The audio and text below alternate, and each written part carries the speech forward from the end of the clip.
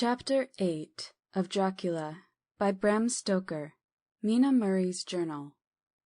Same day, 11 o'clock p.m. Oh, but I am tired. If it were not that I had made my diary a duty, I should not open it tonight. We had a lovely walk. Lucy, after a while, was in gay spirits owing, I think, to some dear cows who came nosing towards us in a field close to the lighthouse, and frightened the wits out of us. I believe we forgot everything except, of course, personal fear, and it seemed to wipe the slate clean and give us a fresh start. We had a capital severe tea at Robin Hood's Bay in a sweet little old-fashioned inn, with a bow-window right over the seaweed-covered rocks of the Strand. I believe we should have shocked the new woman with our appetites. Men are more tolerant, bless them. Then we walked home with some, or rather many, stoppages to rest, and with our hearts full of a constant dread of wild bulls.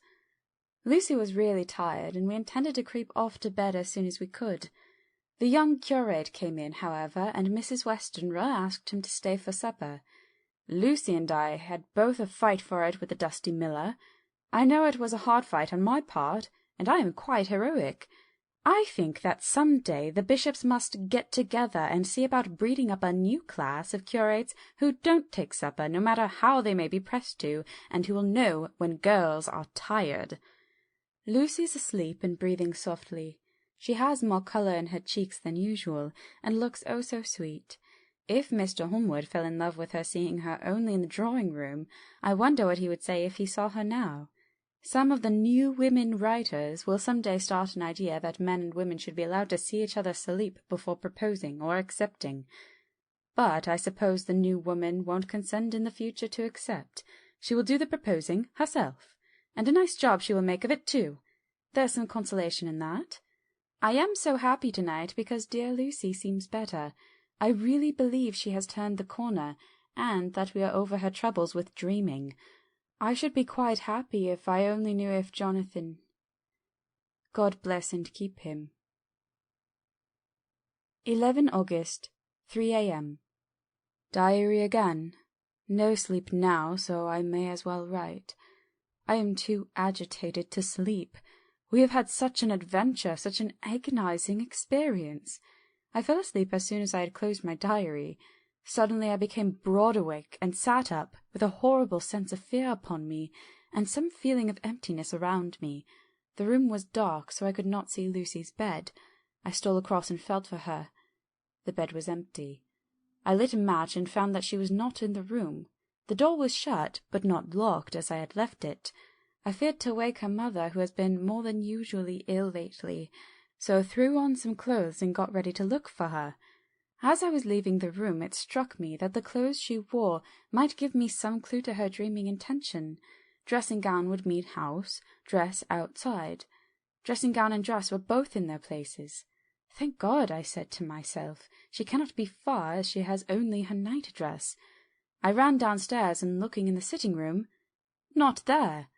Then I looked in all other open rooms of the house, with an ever-growing fear chilling my heart. Finally I came down to the hall door and found it open. It was not wide open, but the catch of the lock had not caught.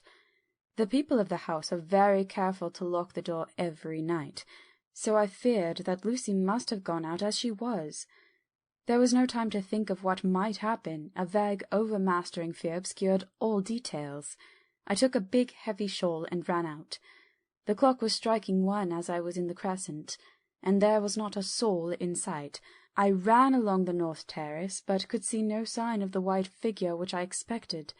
At the edge of the west cliff, above the pier, I looked across the harbour to the east cliff, in the hope or fear, I don't know which, of seeing Lucy in our favourite seat. There was a bright full moon, with heavy black driving clouds, which threw the whole scene into a fleeting diorama of light and shade as they sailed across. For a moment or two I could see nothing, as a shadow of a cloud obscured St. Mary's Church and all around it. Then, as the cloud passed, I could see the ruins of the abbey coming into view, and as the edge of a narrow band of light as sharp as a sword-cut moved along, the church and the churchyard became gradually visible. Whatever my expectation was, it was not disappointed, for there on our favourite seat the silver light of the moon struck, a half-reclining figure, snowy white. The coming of the cloud was too quick for me to see much, for shadow shut down on light almost immediately, but it seemed to me as though something dark stood behind the seat where the white figure shone, and bent over it. What it was, whether man or beast, I could not tell. I did not wait to catch another glance, but flew down the steep steps to the pier and along by the fish market to the bridge, which was the only way to reach the east cliff. The town seemed as dead, for not a soul did I see. I rejoiced that it was so, for I wanted no witness of poor Lucy's condition. The time and distance seemed endless, and my knees trembled and my breath came laboured as I toiled up the endless steps to the abbey. I must have gone fast, and yet it seemed to me as if my feet were weighted with lead, as though every joint in my body were rusty. When I got almost to the top, I could see the seat and the white figure, for I was now close enough to distinguish it even through the spells of shadow. There was undoubtedly something long and black, bending over the half-reclining white figure. I called in fright, "Lucy, Lucy!" and something raised a head, and from where I was I could see a white face and red gleaming eyes. Lucy did not answer, and I ran on to the entrance of the churchyard. As I entered, the church was between me and the seat, and for a minute or so I lost sight of her. When I came in view again, the cloud had passed, and the moonlight struck so brilliantly that I could see Lucy half reclining, with her head lying over the back of the seat. She was quite alone, and there was not a sign of any living thing about. When I bent over her, I could see that she was still asleep. Her lips were parted, and she was breathing, not softly as usual with her, but in long, heavy gasps, as though striving to get her lungs full at every breath. As I came close, she put up her hand in her sleep and pulled the collar of her nightdress close around her throat. Whilst she did so, there came a little shudder through her, as though she felt the cold. I flung the warm shawl over her and drew the edges tight round her neck, for I dreaded lest she should get some deadly chill from the night air, unclad as she was. I feared to wake her all at once, so in order to have my hands free that I might help her, I fastened the shawl at her throat with a big safety pin. But I must have been clumsy in my anxiety and pinched or pricked her with it, for by and by, when her breathing became quieter, she put her hand to her throat again and moaned. When I had her carefully wrapped up, I put my shoes on her feet, and then began very gently to wake her. At first she did not respond, but gradually she became more and more uneasy in her sleep, moaning and sighing occasionally. At last, as time was passing fast, and for many other reasons, I wished to get her home at once, I shook her more forcibly, till finally she opened her eyes and awoke.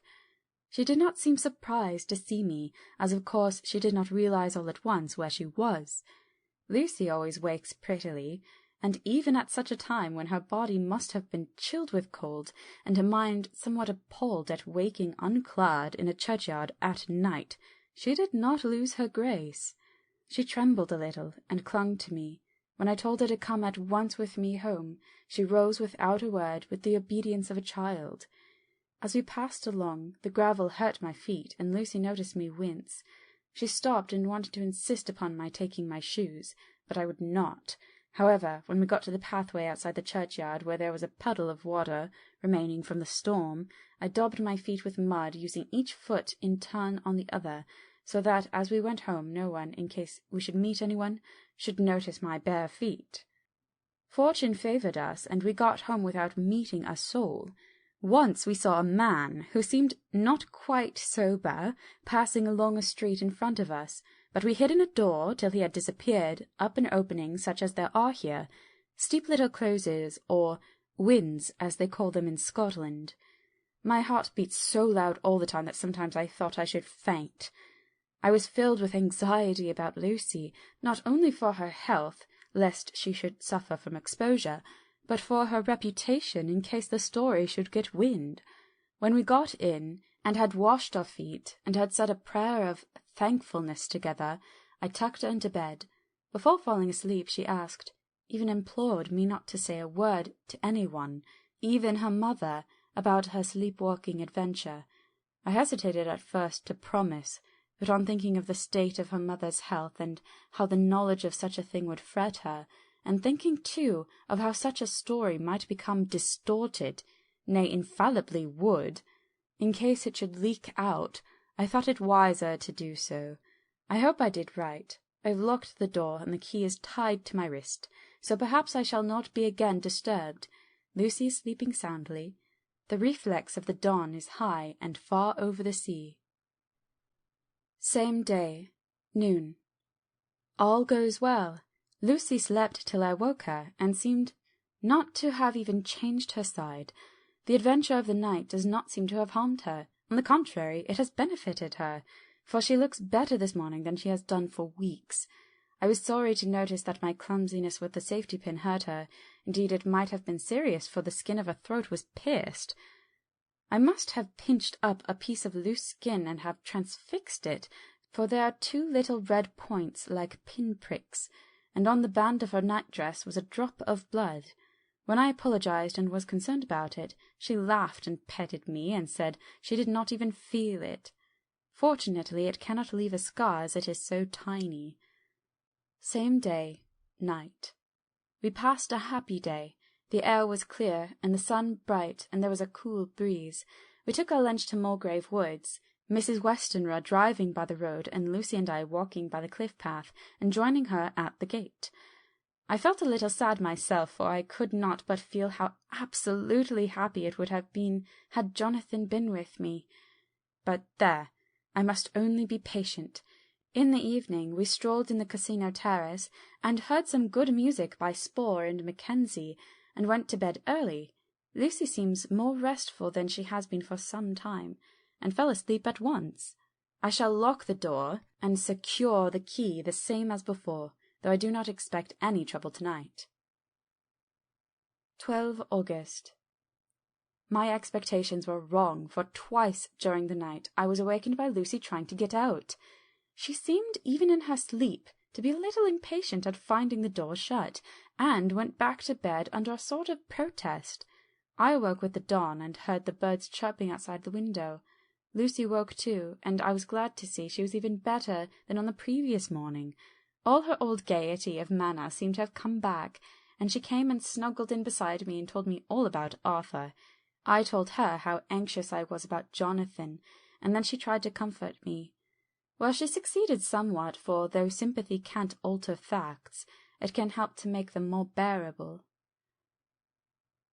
13 August. Another quiet day, and to bed with the key on my wrist as before.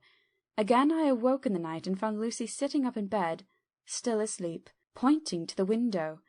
I got up quietly, and pulling aside the blind, looked out. It was brilliant moonlight, and the soft effect of the light over the sea and sky, merged together in one great silent mystery, was beautiful beyond words. Between me and the moonlight flitted a great bat, coming and going in great whirling circles. Once or twice it came quite close, but was, I suppose, frightened at seeing me, and flitted away across the harbour towards the Abbey. When I came back from the window, Lucy had lain down again, and was sleeping peacefully. She did not stir again all night. 14 August. On the East Cliff, reading and writing all day.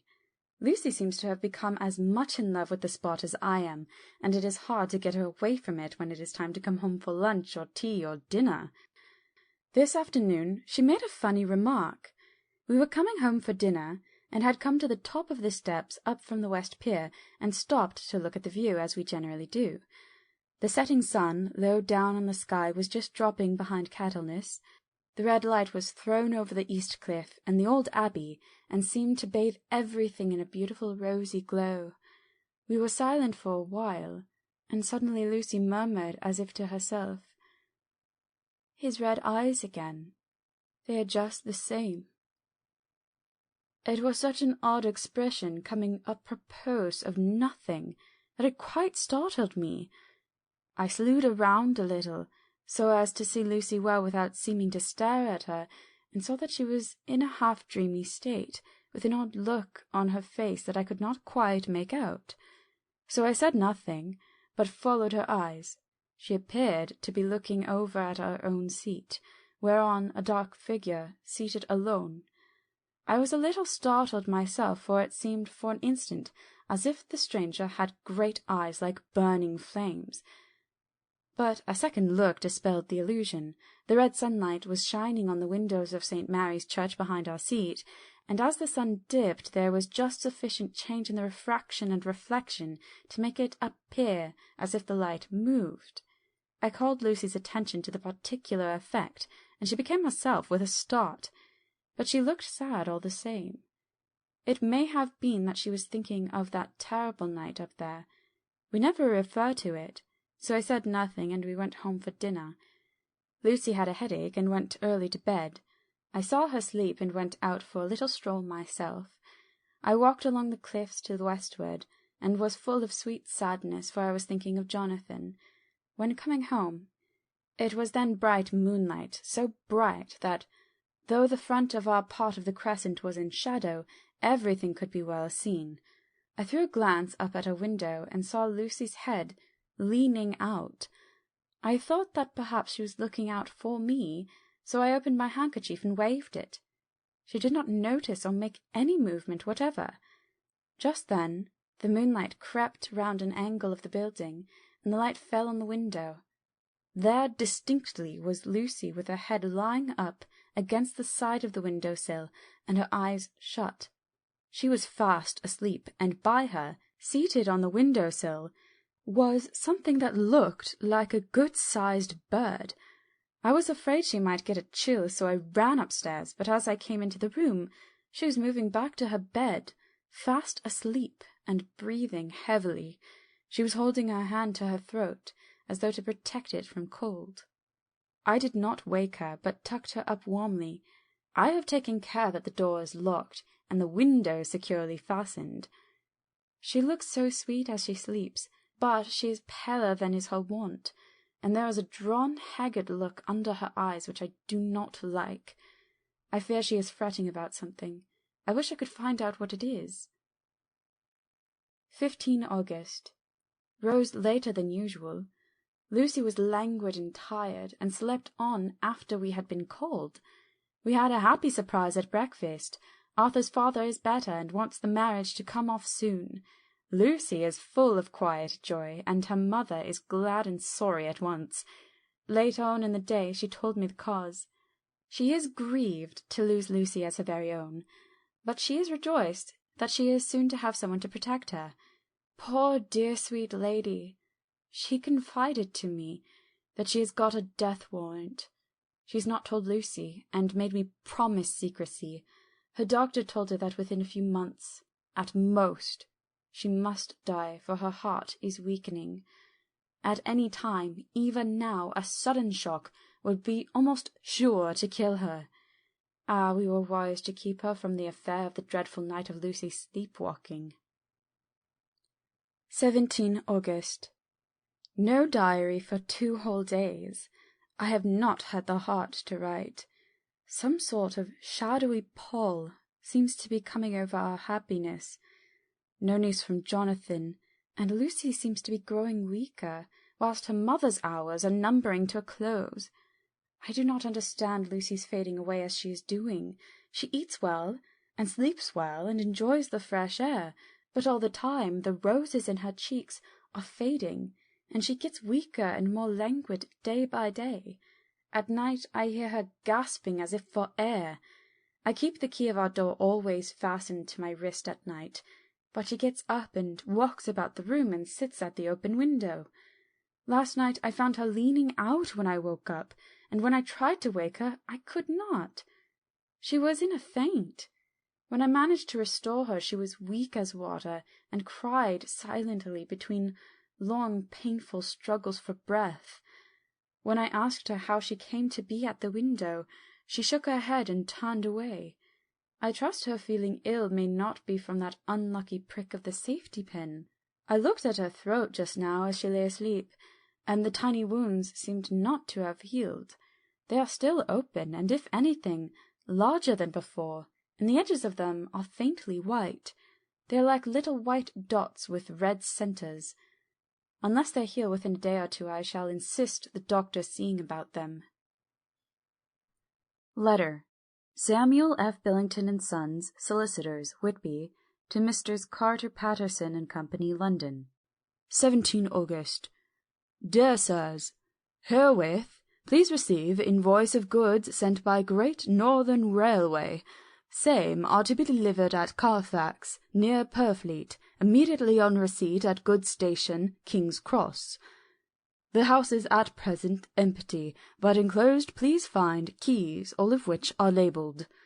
You will please deposit the boxes, 50 in number, which form the consignment, in the partially ruined building, forming part of the house and marked A on rough diagram enclosed.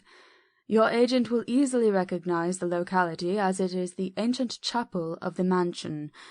The goods leave by train at 9:30 tonight, and will be due at King's Cross at 4:30 tomorrow afternoon. As our client wishes the delivery made as soon as possible, we shall be obliged by your having teams ready at King's Cross at the time named, and forthwith conveying the goods to destination. In order to obviate any delays possible through any routine requirements as to payment in your departments, we enclose cheque herewith for £10, receipt of which please acknowledge. Should the charge be less than this amount, you can return balance. If greater, we shall at once send cheque for difference on hearing from you. You are to leave the keys on coming away in the main hall of the house, where the proprietor may get them on his entering the house by means of his duplicate key.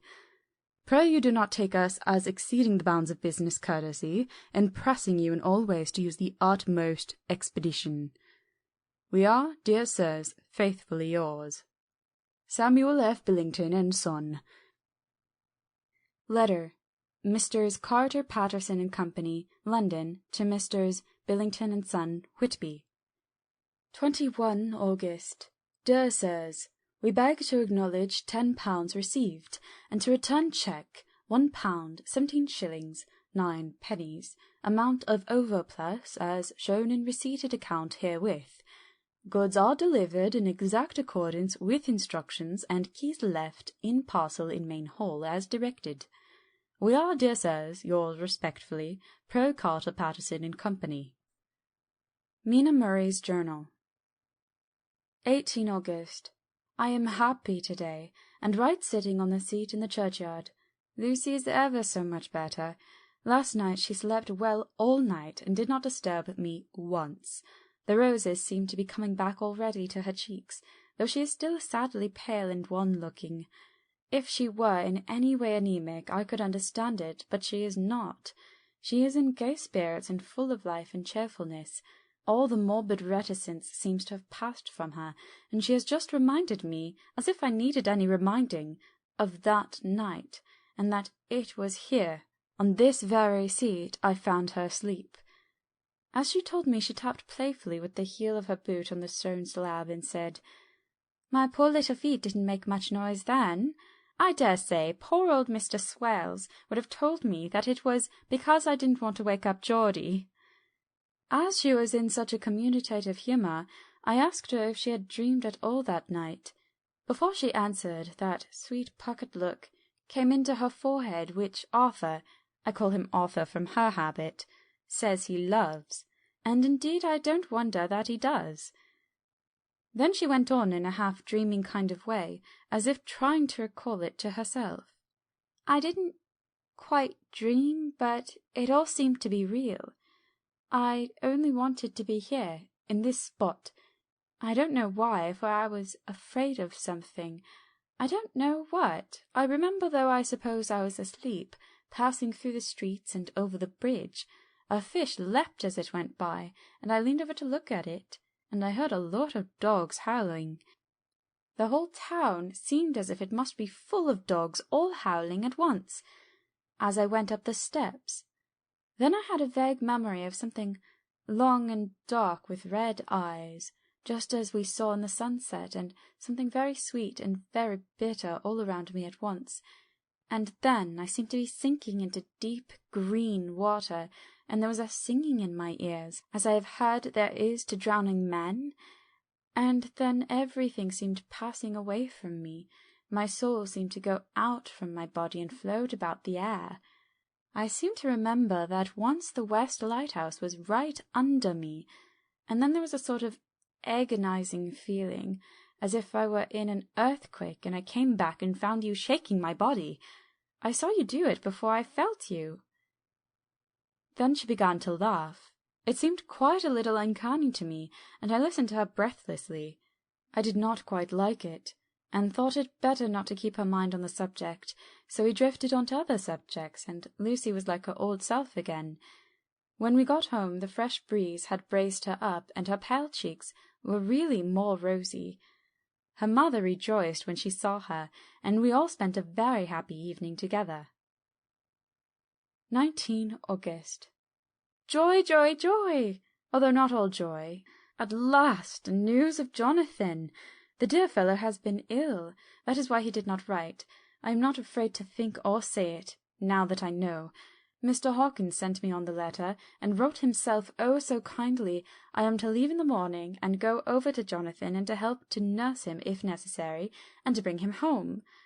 Mr. Hawkins says that it would not be a bad thing if we were to be married out there. I have cried over the good sister's letter till I can feel it wet against my bosom, where it lies. It is of Jonathan, and must be next my heart, for he is in my heart. My journey is all mapped out, and my luggage ready. I am only taking one change of dress. Lucy will bring my trunk to London, and keep it till I send for it, for it may be that I must write no more. I must keep it to say to Jonathan, my husband. The letter that he has seen and touched must comfort me till we meet. Letter, Sister Agatha, Hospital of St. Joseph and St. Mary, Budapest, to Miss Wilhelmina Murray. 12 August. Dear Madame, I write by desire of Mr. Jonathan Harker, who is himself not strong enough to write, though progressing well, thanks to God and St. Joseph and St. Mary. He has been under our care for nearly 6 weeks, suffering from a violent brain fever. He wishes me to convey his love, and to say that by this post I write for him to Mr. Peter Hawkins, Exeter, to say, with his dutiful respects, that he is sorry for his delay, and that all of his work is completed. He will require some few weeks' rest in our sanatorium in the hills, but will then return. He wishes me to say that he has not sufficient money with him, and that he would like to pay for his staying here, so that others who need shall not be wanting for help. Believe me, yours with sympathy and all blessings, Sister Agatha. P.S. My patient being asleep, I open this to let you know something more. He has told me all about you, and that you are shortly to be his wife. All blessings to you both. He has had some fearful shock, so says our doctor, and in his delirium his ravings have been dreadful, of wolves and poison and blood, of ghosts and demons, and I fear to say of what. Be careful with him always, that there be nothing to excite him of this kind for a long time to come. The traces of such an illness as his do not lightly die away. We should have written long ago, but we knew nothing of his friends, and there was on him nothing that anyone could understand. He came in the train from Klausenberg, and the guard was told by the station-master there that he rushed on to the station shouting for a ticket for home. Seeing from his violent demeanour that he was English, they gave him a ticket for the furthest station on the way thither that the train reached.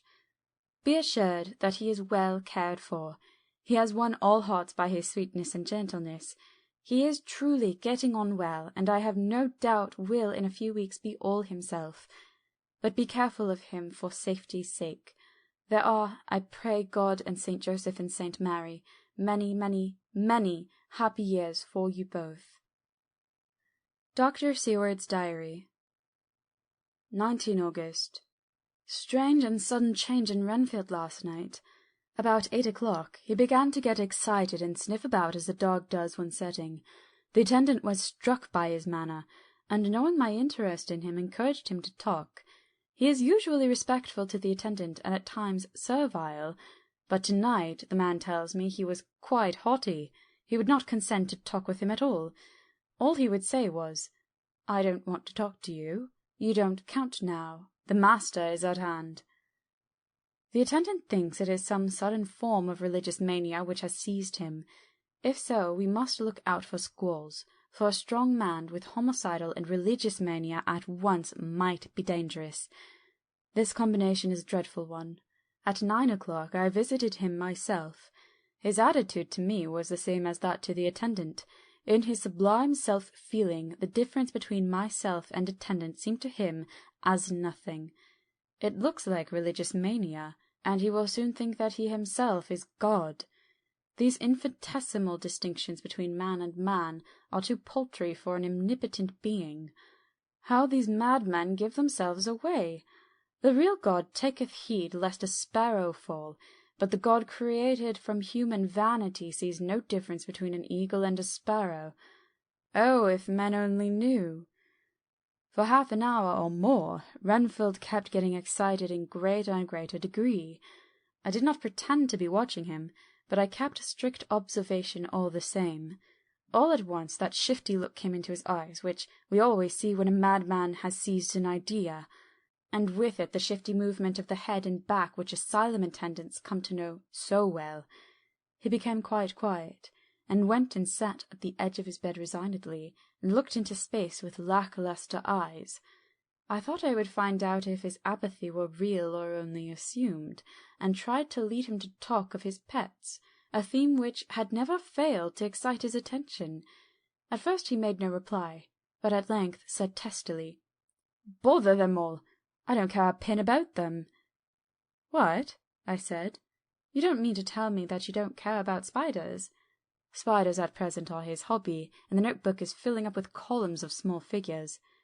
To this he answered enigmatically, "The bride-maidens rejoice the eyes that wait the coming of the bride. But when the bride draweth nigh, then the maidens shine not to the eyes that are filled." He would not explain himself, but remained obstinately seated in his bed all the time I remained with him. I am weary tonight and in low spirits. I cannot but think of Lucy, and how different things might have been. If I don't sleep at once, chloral, the modern Morpheus, C2HCl3O. H2O! Must be careful not to let it grow into a habit. No, I shall take none tonight. I have thought of Lucy, and shall not dishonour her by mixing the two. If need be, tonight shall be sleepless. Later. Glad I made the resolution, gladder that I kept to it. I had lain tossing about, and had heard the clock strike only twice, when the night watchman came to see me, sent up from the ward to say that Renfield had escaped. I threw on my clothes and ran down at once. My patient is too dangerous a person to be roaming about. Those ideas of his might work out dangerously with strangers. The attendant was waiting for me. He said he had seen him not 10 minutes before, seemingly asleep in his bed. When he had looked through the observation trap in the door, his attention was called by the sound of the window being wrenched out. He ran back and saw his feet disappear through the window, and had at once sent up for me. He was only in his night-gear, and cannot be far off. The attendant thought it would be more useful to watch where he should go than to follow him, as he might lose sight of him whilst getting out of the building by the door. He is a bulky man, and couldn't get through the window. I am thin, so with his aid I got out, but feet foremost, and, as we were only a few feet above the ground, landed unhurt. The attendant told me the patient had gone to the left, and had taken a straight line, so I ran as quickly as I could. As I got through the belt of the trees, I saw a white figure scale the high wall which separates our grounds from those of the deserted house.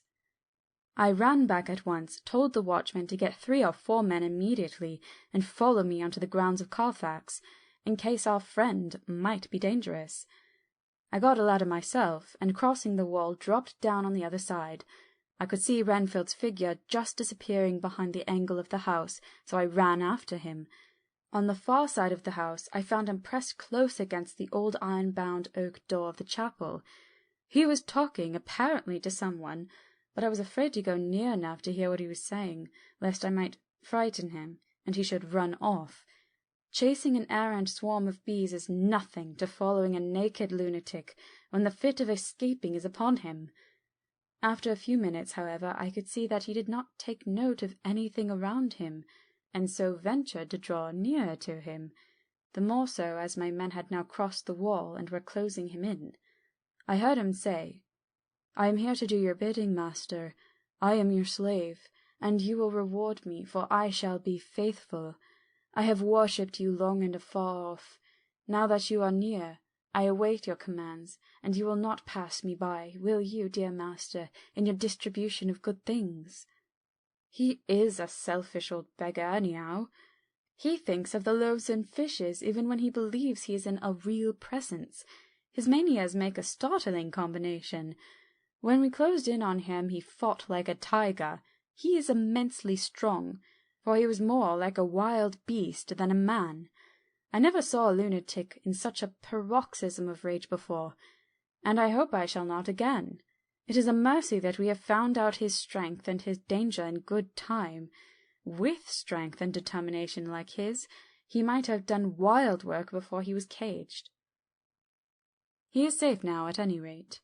Jack Sheppard himself couldn't get free from the strait waistcoat that keeps him restrained, and he's chained to the wall in the padded room. His cries are at times awful, but the silences that follow are more deadly still, for he means murder in every turn and movement. Just now he spoke coherent words for the first time. "I shall be patient, master. It is coming, coming, coming." So I took the hint and came to. I was too excited to sleep, but his diary has quieted, and I feel I shall get some sleep tonight. End of Chapter 8. Chapter 9. Letter Mina Harker to Lucy Westenra. Budapest, 24 August. My dearest Lucy, I know you will be anxious to hear all that has happened since we parted at the railway station at Whitby. Well, my dear, I got to Hull all right, and caught the boat to Hamburg, and then the train on here. I feel that I can hardly recall anything of the journey, except that I knew I was coming to Jonathan, and that, as I should have to do some nursing, I had better get all the sleep I could. I found my dear one, oh, so thin, and pale, and weak-looking. All the resolution has gone out of his dear eyes, and that quiet dignity which I told you was in his face has vanished. He is only a wreck of himself, and he does not remember anything that has happened to him for a long time past. At least he wants me to believe so, and I shall never ask. He has had some terrible shock, and I fear it might tax his poor brain if we were to try to recall it. Sister Agatha, who is a good creature and a born nurse, tells me that he raved of dreadful things whilst he was off his head. I wanted her to tell me what they were, but she would only cross herself and say she would never tell, that the ravings of the sick were the secrets of God, and that if a nurse through her vocation should hear them, she should respect her trust. She is a sweet, good soul, and the next day, when she saw I was troubled, she opened up the subject again, and after saying that she could never mention what my poor dear raved about, added, "I can tell you this much, my dear, that it was not about anything which he has done wrong himself, and you, as his wife-to-be, have no cause to be concerned. He has not forgotten you or what he owes to you. His fear was of great and terrible things which no mortal can treat of. I do believe the dear soul thought I might be jealous, lest my poor dear should have fallen in love with any other girl. The idea of my being jealous about Jonathan! And yet, my dear, let me whisper, I felt a thrill of joy through me when I knew no other woman was the cause of trouble. I am now sitting by his bedside, where I can see his face while he sleeps.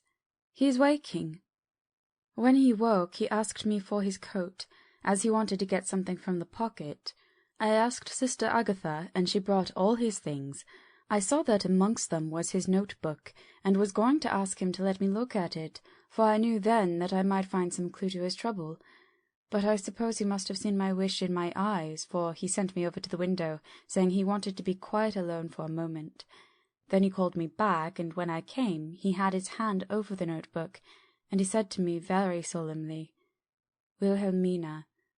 I knew then that he was in deadly earnest, for he has never called me by that name since he asked me to marry him. You know, my dear, my ideas of the trust between husband and wife. There should be no secret, no concealment.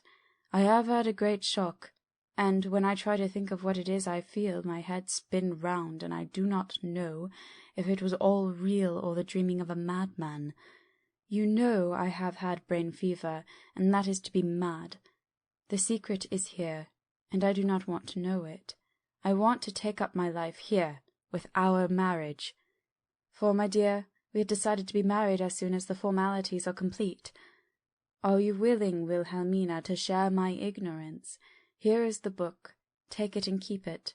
Read it, if you will, but never let me know unless, indeed, some solemn duty should come upon me to go back to the bitter hours, asleep or awake, sane or mad, recorded here. He fell back exhausted, and I put the book under his pillow, and kissed him. I have asked Sister Agatha to beg the Superior to let our wedding be this afternoon, and am waiting her reply. She has come and told me that the chaplain of the English Mission Church has been sent for.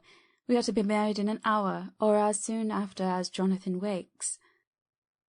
Lucy, the time has come and gone. I feel very solemn, but very, very happy. Jonathan woke a little after the hour, and all was ready, and he sat up in bed propped up with pillows. He answered his "I will" firmly and strongly. I could hardly speak. My heart was so full that even those words seemed to choke me. My dear sisters were so kind. Please God, I shall never, never forget them, nor the grave and sweet responsibilities I have taken upon me. I must tell you of my wedding present. When the chaplain and the sisters had left me alone with my husband— oh, Lucy, it is the first time I have written the words "my husband" left me alone with my husband, I took the book from under his pillow and wrapped it up in white paper, and tied it with a little bit of pale blue ribbon which was around my neck, and sealed it over the knot with sealing wax, and for my seal I used my wedding ring. Then I kissed it, and showed it to my husband, and told him I would keep it so, and then it would be an outward and visible sign for us all our lives that we trusted each other, that I would never open it unless it were for his own dear sake and for the sake of some stern duty. Then he took my hand in his, and, oh, Lucy, it was the first time he took his wife's hand, and said that it was the dearest thing in all the wide world, and that he would go through all the past again to win it, if need be. The poor dear meant to have said part of the past, but he cannot think of time yet, and I shall not wonder if at first he mixes up not only the month but the year. Well, my dear, what could I say? I could only tell him that I was the happiest woman in all the wide world, and that I had nothing to give him except myself, my life, and my trust, and that with these went my love and duty for all the days of my life. And, my dear, when he kissed me and drew me to him with his poor weak hands, it was like a very solemn pledge between us. Lucy, dear, do you know why I tell you all this? It is not only because it is all sweet to me, but because you have been, and are, very dear to me. It was my privilege to be your friend and guide when you came from the schoolroom to prepare for the world of life. I want you to see now, with the eyes of a very happy wife, whither duty has led me, so that in your own married life you too may be all happy as I am. My dear, please Almighty God, your life may be all it promises. A long day of sunshine with no harsh wind, no forgetting duty, no distrust. I must not wish you no pain, for that can never be, but I do hope you will be always as happy as I am now. Good-bye, my dear. I shall post this at once, and perhaps write you very soon again. I must stop, for Jonathan is waking. I must attend to my husband. Your ever-loving Mina Harker. Letter, Lucy Westenra to Mina Harker. Whitby, 30 August. My dearest Mina, oceans of love and millions of kisses, and may you soon be in your own home with your husband. I wish you could be coming home soon enough to stay with us here. The strong air would soon restore Jonathan. It has quite restored me. I have an appetite like a cormorant, am full of life, and sleep well. You will be glad to know that I have quite given up walking in my sleep. I think I have not stirred out of my bed for a week. That is, once I got into it at night. Arthur says I am getting fat. By the way, I forgot to tell you that Arthur is here. We have such walks and drives and rides and rowing and tennis and fishing together, and I love him more than ever. He tells me that he loves me more, but I doubt that, for at first he told me that he couldn't love me more than he did just then. But this is nonsense. There he is, calling to me, so no more just at present from your loving Lucy. P.S. Mother sends her love. She seems better, poor dear. P.P.S. We are to be married on 28 September. Dr. Seward's Diary. 20 August. The case of Renfield grows even more interesting. He has now so far quieted that there are spells of cessation from his passion. For the first week after his attack he was perpetually violent. Then one night, just as the moon rose, he grew quiet and kept murmuring to himself, "Now I can wait, now I can wait." The attendant came to tell me, so I ran down at once to have a look at him. He was still in the strait-waistcoat and in the padded room, but the sophist look had gone from his face, and his eyes had something of their old pleading, I might almost say cringing softness. I was satisfied with his present condition and directed him to be relieved. The attendants hesitated, but finally carried out my wishes without protest. It was a strange thing that the patient had humour enough to see their distrust, for, coming close to me, he said in a whisper, all the while looking furtively at them, "They think that I could hurt you. Fancy me hurting you, the fools." It was soothing, somehow, to the feelings to find myself dissociated even in the mind of this poor madman from the others, but all the same I do not follow his thought. Am I to take it that I have anything in common with him, so that we are, as it were, to stand together, or has he to gain from me some good so stupendous that my well-being is needful to him? I must find out later on. Tonight he will not speak. Even the offer of a kitten or even a full-grown cat will not tempt him. He will only say, "I don't take any stalking cats. I've more to think of now and can wait. I can wait." After a while I left him. The attendant tells me that he was quiet just before dawn, and that he began to get uneasy and at length violent, until at last he fell into a paroxysm, which exhausted him so that he swooned into a sort of coma. 3 nights has the same thing happened. Violent all day, then quiet from moonrise to sunrise. I wish I could get some clue to the cause. It would almost seem as if there was some influence which came and went. Happy thought, we shall play tonight sane wits against mad ones. He escaped before without our help. Tonight he shall escape with it.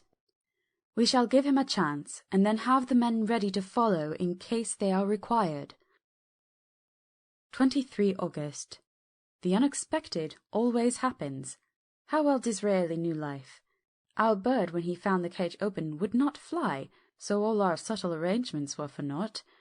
At any rate, we have proved one thing, that the spells of quietness last a reasonable time. We shall in future be able to ease his bonds for a few hours each day. I have orders to the night attendant merely to shut him in the padded room, when once he is quiet, until an hour before sunrise. The poor soul's body will enjoy the relief even if his mind cannot appreciate it. Hark! The unexpected again! I am called. The patient has once more escaped. Later. Another night adventure. Renfield artfully waited until the attendant was entering the room to inspect, then he dashed out past him and flew down the passage. I sent word for the attendants to follow. Again he went into the grounds of the deserted home, and we found him in the same place, pressed against the old chapel door. When he saw me he became furious, and had not the attendant seized him in time, he would have tried to kill me. As we were holding him, a strange thing happened. He suddenly redoubled his efforts, and then as suddenly grew calm. I looked round instinctively, but could see nothing. Then I caught the patient's eye and followed it, but could trace nothing as it looked into the moonlit sky except a big bat which was flapping its silent and ghostly way to the west. Bats usually wheel and flit about, but this one seemed to go straight on, as if it knew where it was bound for, or had some intention of its own. The patient grew calmer every instant, and presently said, "You needn't tie me. I shall go quietly." Without trouble we came back to the house. I feel there is something ominous about his calm, and shall not forget this night. Lucy Westenra's Diary. Healingham, 24 August. I must imitate Mina and keep writing things down. Then we can have long talks when we do meet. I wonder when it will be. I wish you were here with me again, for I feel so unhappy. Last night I seemed to be dreaming again, just as I was at Whitby. Perhaps it is the change of air, or getting home again. It is all dark and horrid to me, for I can remember nothing. But I am full of vague fear, and I feel so weak and worn out. When Arthur came to lunch he looked quite grieved when he saw me, and I hadn't the spirit to be cheerful. I wonder if I could sleep in Mother's room tonight. I shall make an excuse and try. 25th August. Another bad night. Mother did not seem to take my proposal. She seems not too well herself, and doubtless she fears to worry me. I tried to keep awake and succeeded for a while, but when the clock struck 12 it waked me from a doze, so I must have been falling asleep. There was a sort of scratching or flapping at the window, but I did not mind it, and as I remember no more, I suppose I must then have fallen asleep. More bad dreams. I wish I could remember them. This morning I am horribly weak. My face is ghastly pale, and my throat pains me. It must be something wrong with my lungs, for I don't seem ever to get air enough. I shall try to cheer up when Arthur comes, or else I know he will be miserable to see me so. Letter. Arthur Holmwood to Dr. Seward. Albemarle Hotel, 31 August. My dear Jack, I want you to do me a favour. Lucy is ill. That is, she has no special disease, but she looks awful, and is getting worse every day. I have asked her if there is any cause. I do not dare to ask her mother, for to disturb the poor lady's mind about her daughter in a present state of health would be fatal. Mrs. Westenra has confided to me that her doom is spoken, disease of the heart, though poor Lucy does not know it yet. I am sure that there is something preying on my dear girl's mind. I am almost distracted when I think of her. To look at her gives me a pang. I told her I should ask you to see her, and though she demurred at first, I know why, dear fellow, she finally consented. It will be a painful task for you, I know, old friend, but it is for her sake, and I must not hesitate to ask, or you to act. You are to come to lunch at Hillingham tomorrow, 2 o'clock, so as not to arouse any suspicion in Mrs. Westenra, and after lunch Lucy will take an opportunity of being alone with you. I shall come in for tea, and we can go away together. I am filled with anxiety, and want to consult with you alone as soon as I can, after you have seen her. Do not fail. Arthur. Telegram. Arthur Holmwood to Seward. 1st September. Am summoned to see my father, who is worse. Am writing. Write me fully by to-night's post to ring. Wire me if necessary. Letter from Dr. Seward to Arthur Holmwood. 2nd September. My dear old fellow, with regard to Miss Westenra's health, I hasten to let you know at once that in my opinion there is not any functional disturbance or any malady that I know of. At the same time, I am not by any means satisfied with her appearance. She is woefully different from what she was when I saw her last. Of course you must bear in mind that I have not had full opportunity of an examination.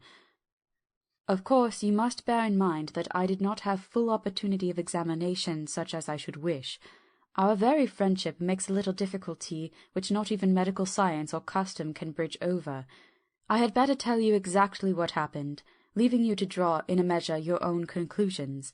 I shall then say what I have done and propose doing. I found Miss Westenra in seemingly gay spirits. Her mother was present, and in a few seconds I made up my mind that she was trying all she knew to mislead her mother and prevent her from being anxious. I have no doubt she guesses, if she does not know, what need of caution there is. We lunched alone, and as we all exerted ourselves to be cheerful, we got, as some kind of reward for our labours, some real cheerfulness among us. Then Miss Westenra went to lie down, and Lucy was left with me. We went to her boudoir, and till we got there her gaiety remained, for the servants were coming and going.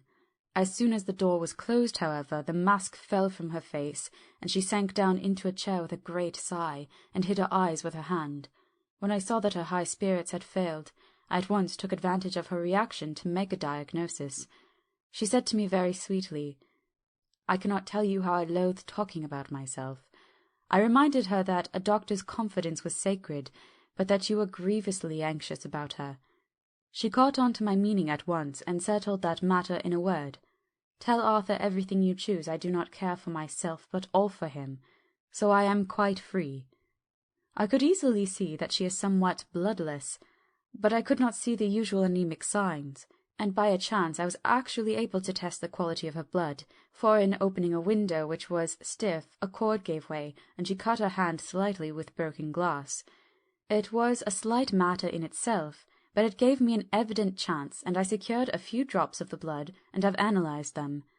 The qualitative analysis gives a quite normal condition, and shows, I should infer, in itself a vigorous state of health.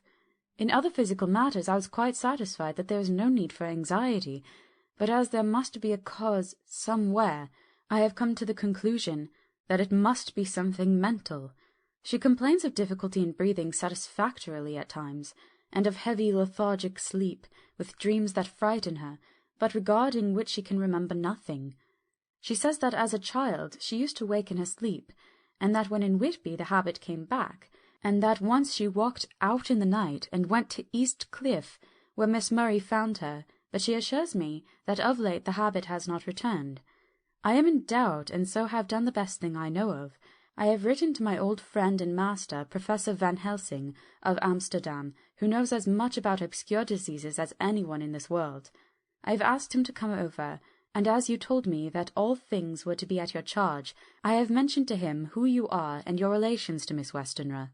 This, my dear fellow, is in obedience to your wishes, for I am only too proud and happy to do anything I can for her. Van Helsing would, I know, do anything for me for a personal reason, so, no matter on what grounds he comes, we must accept his wishes. He is a seemingly arbitrary man, but this is because he knows what he is talking about better than anyone else. He is a philosopher and a metaphysician, and one of the most advanced scientists of his day, and he has, I believe, an absolutely open mind. This, with an iron nerve, a temper of the ice-brook, an indomitable resolution, self-command, and toleration exalted from virtues to blessings, and the kindliest and truest heart that beats, these form his equipment for the noble work that he is doing for mankind, both work in theory and practice, for his views are as wide as his all-embracing sympathy. I tell you these facts, that you may know why I have such confidence in him. I have asked him to come at once. I shall see Miss Westenra tomorrow again. She is to meet me at the stores, so I may not alarm her mother by too early a repetition of my call. Yours always, John Seward. Letter. Abraham Van Helsing, MDD, Ph.D., Literary, etc., etc., to Dr. Seward. 2 September. My good friend, when I have received your letter, I am already coming to you. By good fortune, I can leave just at once without wrong to any of those who have trusted me. Were fortune other, then it were bad for those who have trusted, for I come to my friend when he call me to aid those he holds dear. Tell your friend that when that time you suck from my wound so swiftly the poison of the gangrene from your knife that our other friend, too nervous, let slip, you did more for him when he wants my aids, and you call for them, than all his great fortune could do. But it is pleasure added to do for him, your friend. It is you that I come. Have then the rooms for me at the Great Eastern Hotel, so that I may be near at hand, and please to arrange that we may see the young lady not too late on tomorrow, for it is likely that I might have to return here that night. But if need be, I shall come again in 3 days, and stay longer if I must. Till then, goodbye, my friend John. Van Helsing. Letter. Dr. Seward to Honourable Arthur Holmwood. 3rd September. My dear Art, Van Helsing has come and gone, and he came on with me to Hillingham and found that, by Lucy's discretion, her mother was lunching out, so that we were alone with her. Van Helsing made a very careful examination of the patient. He is to report to me, and I shall advise you, for of course I was not present at the time. He is, I fear, much concerned, but says he must think. When I told him of our friendship and how you trust me in the matter, he said, "You must tell him all you think. Tell him what I think, if you can guess it, if you will. Nay, I am not jesting. This is no jest, but life and death, perhaps more." I asked what he meant by that, for he was very serious. This was when we had come back to town, and he was having a cup of tea before starting on his return to Amsterdam. He would not give me any further clue. You must not be angry with me, Art, because his very reticence means that all his brains are working for her good. He will speak plainly enough when the time comes, be sure. So I told him I would simply write an account of our visit, just as if I were doing a descriptive special article for the Daily Telegraph. He seemed not to notice, but remarked that the smuts in London were not quite so bad as they used to be when he was a student here. I am to get his report tomorrow, if he can possibly make it. In any case, I am to have a letter. Well, as to the visit. Lucy was more cheerful on that day I first saw her, and certainly looked better. She had lost something of the ghastly look that so upset you, and her breathing was normal. She was very sweet to the Professor, as she always is, and tried to make him feel at ease, though I could see that the poor girl was making a hard struggle for it. I believe Van Helsing saw it too, for I saw the quick look under his bushy brows that I knew of old. Then he began to chat of all things except ourselves and diseases, and with such an infinite geniality that I could see poor Lucy's pretence of animation merge into reality. Then, without any seeming change, he brought the conversation gently round to his visit, and suavely said, "My dear young miss, I have this so great pleasure, because you are so much beloved. That is much, my dear, ever were there that which I did not see. They told me you were down in the spirit, and that you were of a ghastly pale. To them I say poof!" And he snapped his fingers at me and went on. "But you and I shall show them how wrong they are. How can he—" And he pointed at me with the same look and gesture as that with which once he pointed me out to his class on, or rather after, a particular occasion which he never fails to remind me of. Know anything of a young lady's. He has his madames to play with, and to bring them back to happiness, and to those that love them. It is much to do, and oh, but there are rewards, in that we can bestow such happiness. But the young ladies, he has no wife nor daughter, and the young do not tell themselves to the young, but to the old, like me, who have known so many sorrows and the causes of them. So, my dear, we will send him away to smoke the cigarette in the garden, whilst you and I have a little talk all to ourselves." I took the hint, and strolled about, and presently the Professor came to the window and called me in. He looked grave, but said, "I have made careful examination, but there is no functional cause. With you I agree that there has been much blood lost. It has been, but is not. But the conditions of her are in no way anemic. I have asked her to send me her maid, that I might ask just one or two questions, that so I may not chance to miss nothing. I know well what she will say, and yet there is cause. There is always cause for everything. I must go back home and think. You must send to me the telegram every day, and if there be cause I shall come again. The disease, for not to be all well is a disease, interests me, and the sweet young dear, she interests me too. She charm me, and for her, if not for you or disease, I come." As I tell you, he would not say a word more, even when we were alone. And so now, Art, you know all I know. I shall keep stern watch. I trust your poor father is rallying. It must be a terrible thing to you, my dear old fellow, to be placed in such a position between two people who are both so dear to you. I know your idea of duty to your father, and you are right to stick to it, but, if need be, I shall send you word to come at once to Lucy, so do not be over-anxious unless you hear from me. Dr. Seward's Diary. 4 September. Zoophagous patient still keeps our interest in him. He had only one outburst, and that was yesterday at an unusual time. Just before the stroke of noon he began to grow restless. The attendant knew the symptoms, and at once summoned aid. Fortunately, the men came at a run, and were just in time, for at the stroke of noon he became so violent that it took all their strength to hold him. In about 5 minutes, however, he began to get more and more quiet, and finally sank into a sort of melancholy, in which state he has remained up to now. The attendant tells me that his screams whilst in the paroxysm were really appalling. I found my hands full when I got in, attending to some of the other patients who were frightened by him. Indeed, I can quite understand the effect, for the sounds disturbed even me, though I was some distance away. It is now after the dinner hour of the asylum, and as yet my patient sits in a corner brooding, with a dull, sullen, woe-begone look on his face, which seems rather to indicate than to show something directly. I cannot quite understand it. Later. Another change in my patient. At 5 o'clock I looked in on him and found him seemingly as happy and contented as he used to be. He was catching flies and eating them, and was keeping note of his capture by making nail marks on the edge of the door between the ridges of padding.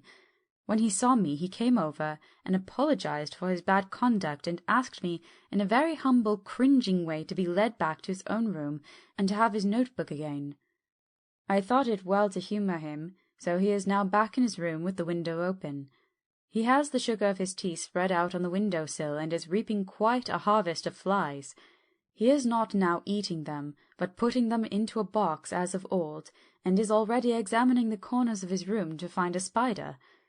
I tried to get him to talk about the past few days, for any clue to his thoughts would be of immense help to me, but he would not rise. For a moment or two he looked very sad, and said in a sort of far-away voice, as though saying it rather to himself than to me, all over, he has deserted me. No hope for me now unless I do it for myself." Then, suddenly turning to me in a resolute way, he said, "Doctor, won't you be very good to me and let me have a little more sugar? I think it would be good for me." "And the flies?" I asked. "Yes, the flies like it too, and I like the flies, therefore I like it. And there are people who know so little as to think that madmen do not argue. I procured him a double supply, and left him as happy a man as, I suppose, any in the world. I wish I could fathom his mind." Midnight. Another change in him. I had been to see Miss Westenra, whom I found much better, and had just returned, and was standing at our own gate looking at the sunset, when once more I heard him yelling. As his room is on this side of the house, I could hear it better than in the morning.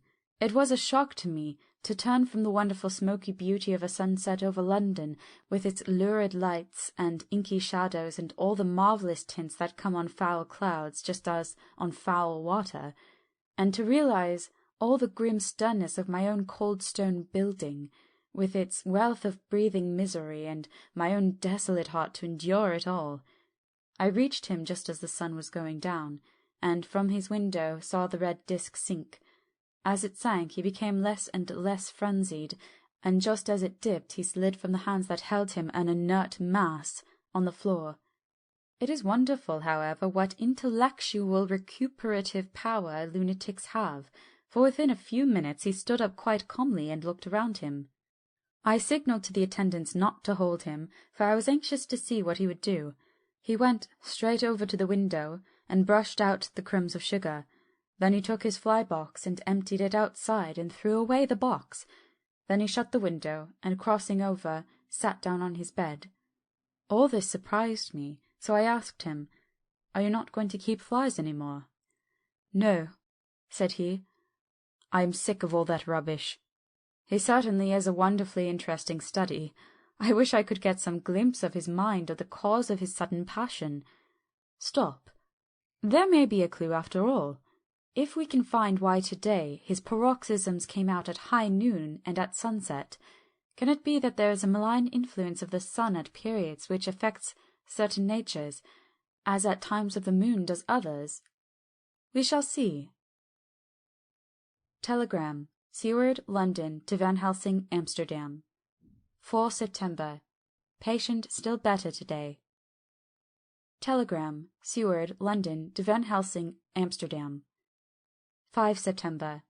Patient greatly improved. Good appetite. Sleeps naturally. Good spirits. Colour coming back. Telegram. Seward, London, to Van Helsing, Amsterdam. 6 September. Terrible change for the worse. Come at once. Do not lose an hour. I hold over telegram to Holmwood till I have seen you. End of Chapter 9. Chapter 10.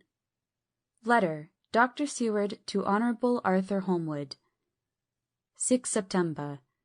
My dear Art, my news today is not so good. Lucy this morning had gone back a bit. There is, however, one good thing which has arisen from it. Mrs. Westenra was naturally anxious concerning Lucy, and has consulted me professionally about her. I took advantage of the opportunity, and told her that my old master Van Helsing, the great specialist, was coming to stay with me, and that I would put her in his charge conjointly with myself. So now we can come and go without alarming her unduly, for a shock to her would mean sudden death, and this, in Lucy's weak condition, might be disastrous to her. We are hedged in with difficulties, all of this, my poor old fellow, but please God we shall come through them all right. If any need I shall write, so that, if you do not hear from me, take it for granted that I am simply waiting for news. In haste, yours ever, John Seward. Dr. Seward's Diary. 7 September. The first thing Van Helsing said to me when we met at Liverpool Street was, "Have you said anything to our young friend, the lover of her?" "No," I said. "I waited till I had seen you, as I said in my telegram. I wrote him a letter simply telling him that you were coming, as Miss Westenra was not so well, and that I should let him know if need be." "Right, my friend," he said, "quite right. Better he not know as yet, perhaps he shall never know. I pray so, but if it be needed, then he shall know all, and my good friend John, let me caution you. You deal with the madmen. All men are mad in some way or the other, and inasmuch you deal discreetly with your madmen, so deal with God's madmen too, the rest of the world. You tell not your madmen what you do nor why you do it. You tell them not what you think, so you shall keep knowledge in its place, where it may rest, where it may gather its kind around it and breed. You and I shall keep as yet what we know here and here." He touched me on the heart and on the forehead, and then touched himself in the same way. "I have for myself thoughts at the present. Later I shall unfold to you." "Why not now?" I asked. "It may do some good. We may arrive at some decision." He stopped and looked at me and said, "My friend John, when the corn is grown, even before it has ripened, while the milk of its mother earth is in him, and the sunshine has not yet begun to paint him with his gold, the husbandman, he pull the ear and rub him between his rough hands, and blow away the green chaff, and say to you, 'Look, he's good corn, he will make a good crop when the time comes.'" I did not see the application, and told him so. For reply he reached over and took my ear in his hand, and pulled it playfully, as he used long ago to do at lectures, and said, "The good husbandman tell you so then because he knows, but not till then. But you do not find the good husbandman dig up his planted corn to see if he grow. That is for the children who play at husbandry, not for those who take it as of the work of their life. See you now, friend John, I have sown my corn, and nature has her work to do in making it sprout, if he sprout at all. There's some promise, and I wait till the ear begins to swell." He broke off, for he evidently saw that I understood. Then he went on, and very gravely, "You were always a careful student, and your case-book was ever more full than the rest. You were only a student then, now you are master, and I trust that good habit have not fail. Remember, my friend, that knowledge is stronger than memory, and we should not trust the weaker. Even if you have not kept the good practice, let me tell you that this case of our dear Miss is one that may be, mind, I say may be, of such interest to us and others, that all the rest may not make him kick the beam, as your people say. Take then good note of it. Nothing is too small. I counsel you, put down in record even your doubts and surmises. Hereafter it may be of interest to you to see how true you guess. We learn from failure, not from success. When I described Lucy's symptoms, the same as before but infinitely more marked, he looked very grave but said nothing. He took with him a bag in which were many instruments and drugs, the ghastly paraphernalia of a beneficial trade, as he once called in one of his lectures the equipment of a professor of the healing craft. When we were shown in, Mrs. Westenra met us. She was alarmed, but not nearly so much as I expected to find her. Nature, in one of her beneficent moods, has ordained that even death has some antidote to its own terrors. Here, in a case where any shock may prove fatal, matters are so ordered that from some cause or other the things not personal, even the terrible change in her daughter to whom she is so attached, do not seem to reach her. It is something like the way Dame Nature gathers round a foreign body an envelope of some insensitive tissue, which can protect from evil that which it would otherwise harm by contact. If this be an ordered selfishness, then we should pause before we condemn anyone for the vice of egoism, for there may be deeper root for its causes than we have knowledge of. I used my knowledge of this phase of spiritual pathology, and laid down a rule that she should not be present with Lucy or think of her illness more than was absolutely required. She assented readily, so readily that I saw again the hand of nature fighting for life. Van Helsing and I were shown up to Lucy's room. If I was shocked when I saw her yesterday, I was horrified when I saw her today. She was ghastly, chalkily pale.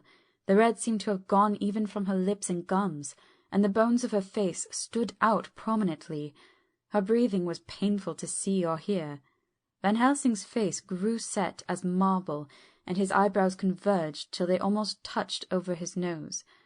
Lucy lay motionless, and did not seem to have strength to speak, so for a while we were all silent.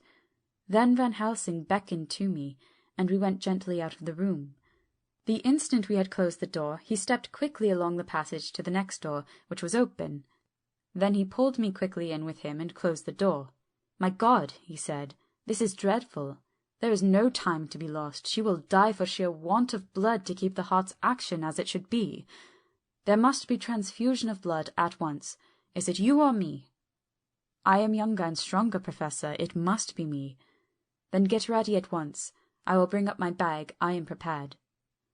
I went downstairs with him, and as we were going there was a knock on the hall door. When we reached the hall, the maid had just opened the door, and Arthur was stepping quickly in. He rushed up to me, saying in an eager whisper, "Jack, I was so anxious. I read between the lines of your letter, and have been in an agony. The dad was better, so I ran down here to see for myself.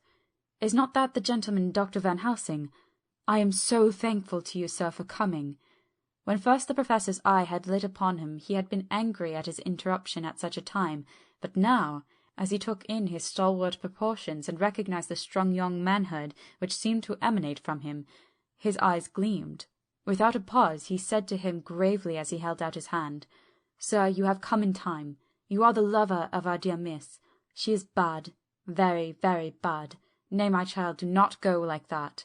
For he suddenly grew pale, and sat down in a chair almost fainting. "You are to help her. You can do more than any that live, and your courage is your best help." "What can I do?" asked Arthur hoarsely. "Tell me, and I shall do it. My life is hers, and I would give the last drop of my blood in my body for her."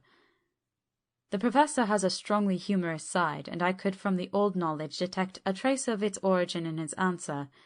"My young sir, I do not ask so much as that. Not the last." "What shall I do?" There was a fire in his eyes, and his open nostril quivered with intent. Van Helsing slapped him on the shoulder. "Come," he said, "you are a man, and it is a man we want. You are better than me, better than my friend John." Arthur looked bewildered, and the professor went on by explaining in a kindly way. "Young miss is bad, very bad. She wants blood, and blood she must have or die. My friend John and I have consulted, and we were about to perform what we call transfusion of blood, to transfer from full veins of one to the empty veins which pine for him. John was to give his blood, as he is the more young and strong than me." Here Arthur took my hand and wrung it hard in silence. "But now you are here. You are more good than us, old or young, who toil much in the world of thought. Our nerves are not so calm and our blood not so bright as yours." Arthur turned to him and said, "If you only knew how glad I would die for her, you would understand." He stopped with a sort of choke in his voice. "Good boy," said Van Helsing. "They're not so far off. You will be happy that you have done all for her you love. Come now and be silent. You shall kiss her once before it is done, but then you must go, and you must leave at my sign. No word to Madame. You must know how it is with her. There must be no shock. Any knowledge of this would be one. Come." We all went up to Lucy's room. Arthur, by direction, remained outside. Lucy turned her head and looked at us, but said nothing. She was not asleep, but she was simply too weak to make the effort. Her eyes spoke to us, that was all. Van Helsing took some things out of his bag and laid them out on a little table out of sight. Then he mixed a narcotic, and coming over to the bed, said cheerily, "Now, little miss, here is your medicine. Drink it off like a good child. See, I lift you so that to swallow is easy. Yes." She had made the effort with success. It astonished me how long the drug took to act. This, in fact, marked the extent of her weakness. The time seemed endless until sleep began to flicker in her eyelids. At last, however, the narcotic began to manifest its potency, and she fell into a deep sleep. When the professor was satisfied, he called Arthur into the room and bade him strip off his coat. Then he added, "You may take that one little kiss whilst I bring over the table. Friend John, help to me." So neither of us looked whilst he bent over her. Van Helsing, turning to me, said, "He is so young and strong and of blood so pure that we need not defibrinate it." Then with swiftness, but with absolute method, Van Helsing performed the operation. As the transfusion went on, something like life seemed to come back to poor Lucy's cheeks, and through Arthur's growing pallor the joy of his face seemed absolutely to shine. For a bit I began to grow anxious, for the loss of blood was telling on Arthur, strong man as he was. It gave me an idea of what a terrible strain Lucy's system must have undergone, that what weakened Arthur only partially restored her.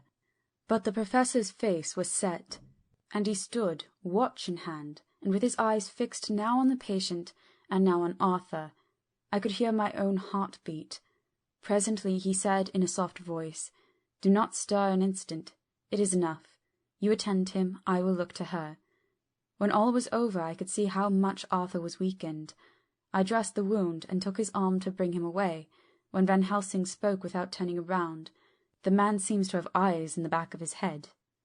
"The brave lover, I think, deserve another kiss, which he shall have presently." And as he had now finished his operation, he adjusted the pillow to the patient's head. As he did so, the narrow black velvet band, which she seems always to wear round her throat, buckled with an old diamond buckle which her lover had given her, was dragged a little up, and showed a red mark on her throat. Arthur did not notice it, but I could hear the deep hiss of indrawn breath, which is one of Van Helsing's ways of betraying emotion. He said nothing at the moment, but turned to me, saying, "Now take down our brave young lover, give him of the port wine, and let him lie down a while. He must then go home and rest, sleep much and eat much, that he may be recruited of what he has so given to his love. He must not stay here. Hold a moment. I may take it, sir, that you are anxious of result. Then bring it with you, that in all ways the operation is successful. You have saved her life this time, and you can go home and rest easy in mind that all that can be is. I shall tell her all when she is well. She shall love you none the less for what you have done. Good-bye." When Arthur had gone, I went back to the room. Lucy was sleeping gently, but her breathing was stronger. I could see the counterpane move as her breast heaved. By the bedside sat Van Helsing, looking at her intently. The velvet band again covered the red mark. I asked the professor in a whisper, "What do you make of the mark on her throat?" "What do you make of it?" "I have not examined it yet," I answered, and then there proceeded to loose the band.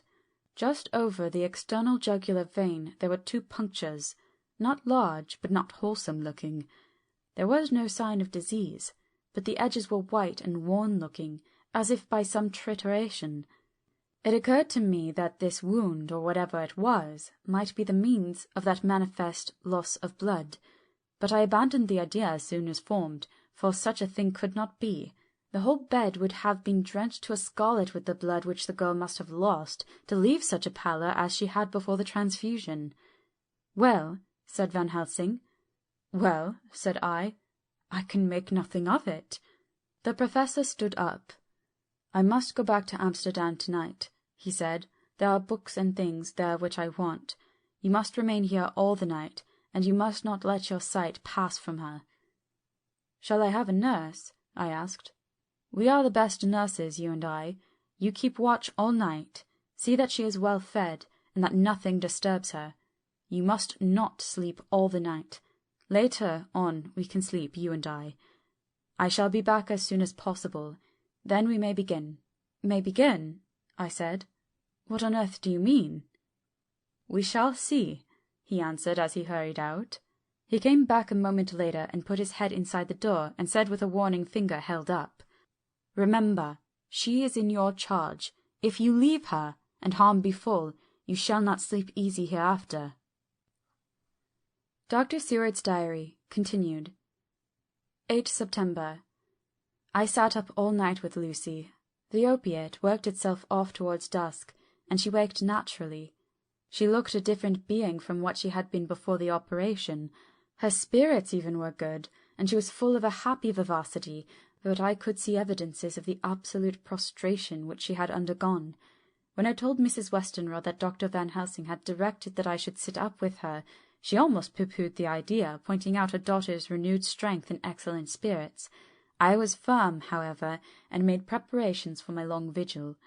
When her maid had prepared her for the night, I came in, having in the meantime had supper, and took a seat by the bedside. She did not in any way make objection, but looked at me gratefully whenever I caught her eye. After a long spell she seemed sinking off to sleep, but with an effort seemed to pull herself together and shook it off. This was repeated several times, with greater effort and with shorter pauses as time moved on. It was apparent that she did not want to sleep, so I tackled the subject at once. "You do not want to go to sleep?" "No, I am afraid." "Afraid to go to sleep? Why so? It is the boon we all crave for."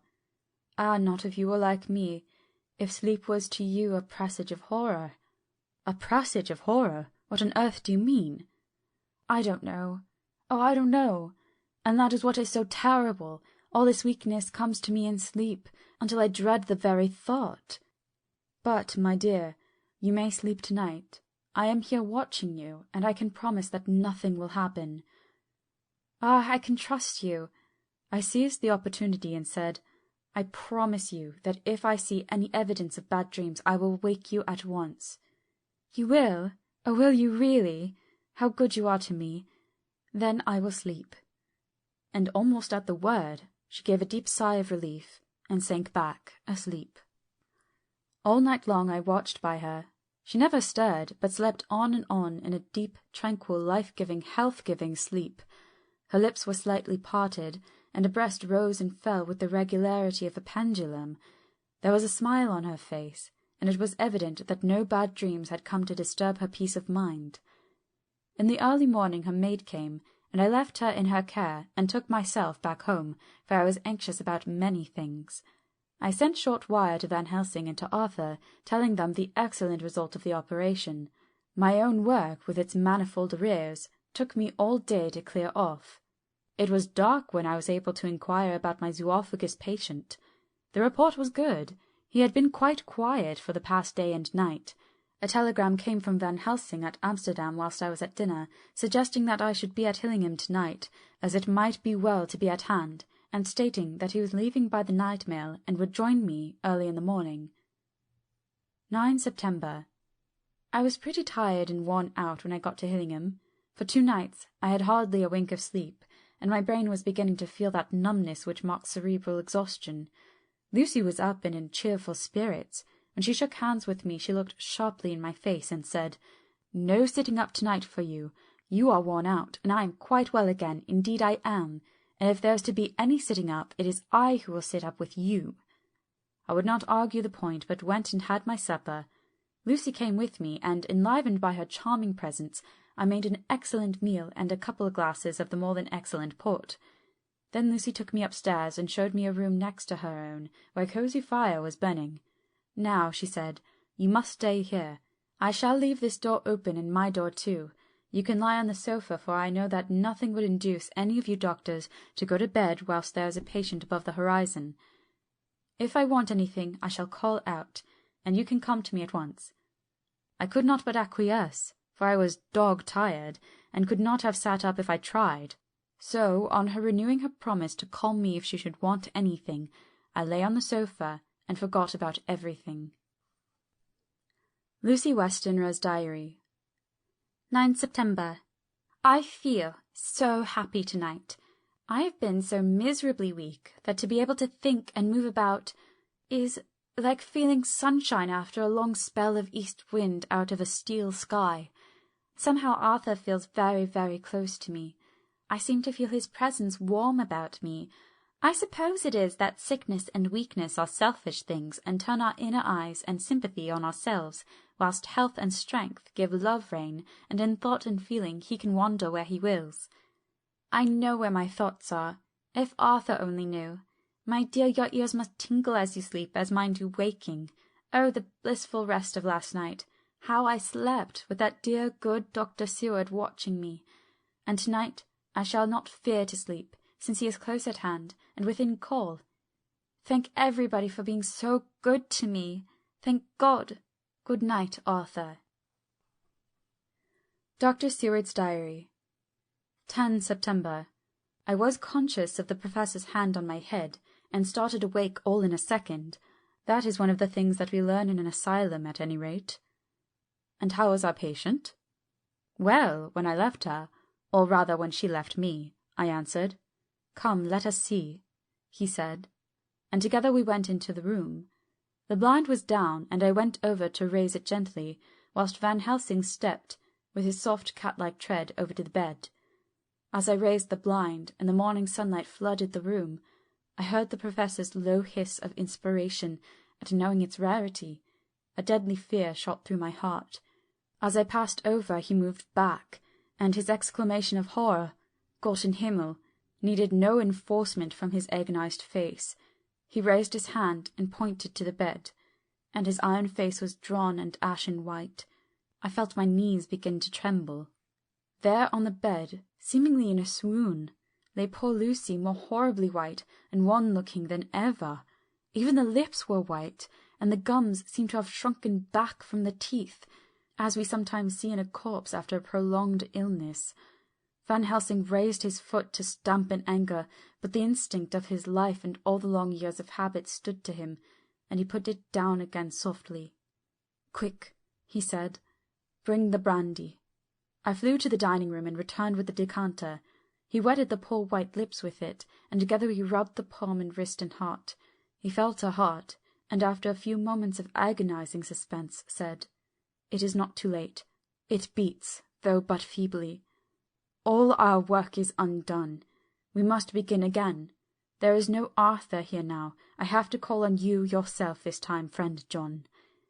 As he spoke, he was dipping into his bag and producing the instruments for transfusion. I had taken off my coat and rolled up my shirt-sleeve. There was no possibility of an opiate just at present, and no need of one, and so, without a moment's delay, we began the operation. After a time, it did not seem a short time either, for the draining away of one's blood, no matter how willingly it be given, is a terrible feeling. Van Helsing held up a warning finger. "Do not stir," he said, "but I fear that with growing strength she may wake, and that would make danger, oh, so much danger. But I shall precaution take. I shall give hypodermic injection of morphia." He proceeded then swiftly and deftly to carry out his intent. The effect on Lucy was not bad, for the faint seemed to merge subtly into the narcotic sleep. It was with a feeling of personal pride that I could see a faint tinge of colour steal back into the pallid cheeks and lips. No man knows, till he experiences it, what it is to feel his own lifeblood drawn away into the veins of the woman he loves. The Professor watched me critically. "That will do," he said. "Already," I remonstrated. "You took a great deal more from art. to which he smiled, a sad sort of smile, as he replied, "He is her lover, her fiancé. You have work, much work, to do for her and for others, and the present will suffice." When we stopped the operation, he attended to Lucy, whilst I applied digital pressure to my own incision. I laid down whilst I awaited his leisure to attend me, for I felt faint and a little sick. By and by he bound up my wound, and sent me downstairs to get a glass of wine for myself. As I was leaving the room, he came after me, and half whispered, "Mind, nothing must be said of this. If our young lover should turn up unexpected as before, no word to him. It would at once frighten him and enjealous him too. There must be none. So." When I came back, he looked at me carefully and then said, "You are not much the worse. Go into the room and lie on your sofa and rest a while, then have much breakfast, and come here to me." I followed out his orders, for I knew how right and wise they were. I had done my part, and now my next duty was to keep up my strength. I felt very weak, and in the weakness lost something of the amazement at what had occurred. I fell asleep on the sofa, however, wondering over and over again how Lucy had made such a retrograde movement, and how she could have been drained of so much blood, with no sign anywhere to show for it. I think I must have continued my wonder in my dreams, for, sleeping and waking, my thoughts always came back to the little punctures in her throat and the ragged, exhausted appearance of their edges, tiny though they were. Lucy slept well into the day, and when she woke she was fairly well and strong, though not nearly so much as the day before. When Van Helsing had seen her, he went out for a walk, leaving me in charge with strict injunctions that I was not to leave her for a moment. I could hear his voice in the hall asking the way to the nearest telegraph office. Lucy chatted with me freely and seemed quite unconscious that anything had happened.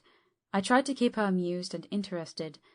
When her mother came up to see her, she did not seem to notice any change whatever, but said to me gratefully, "We owe you so much, Dr. Seward, for all you have done, but you really must now take care not to overwork yourself. You are looking pale yourself.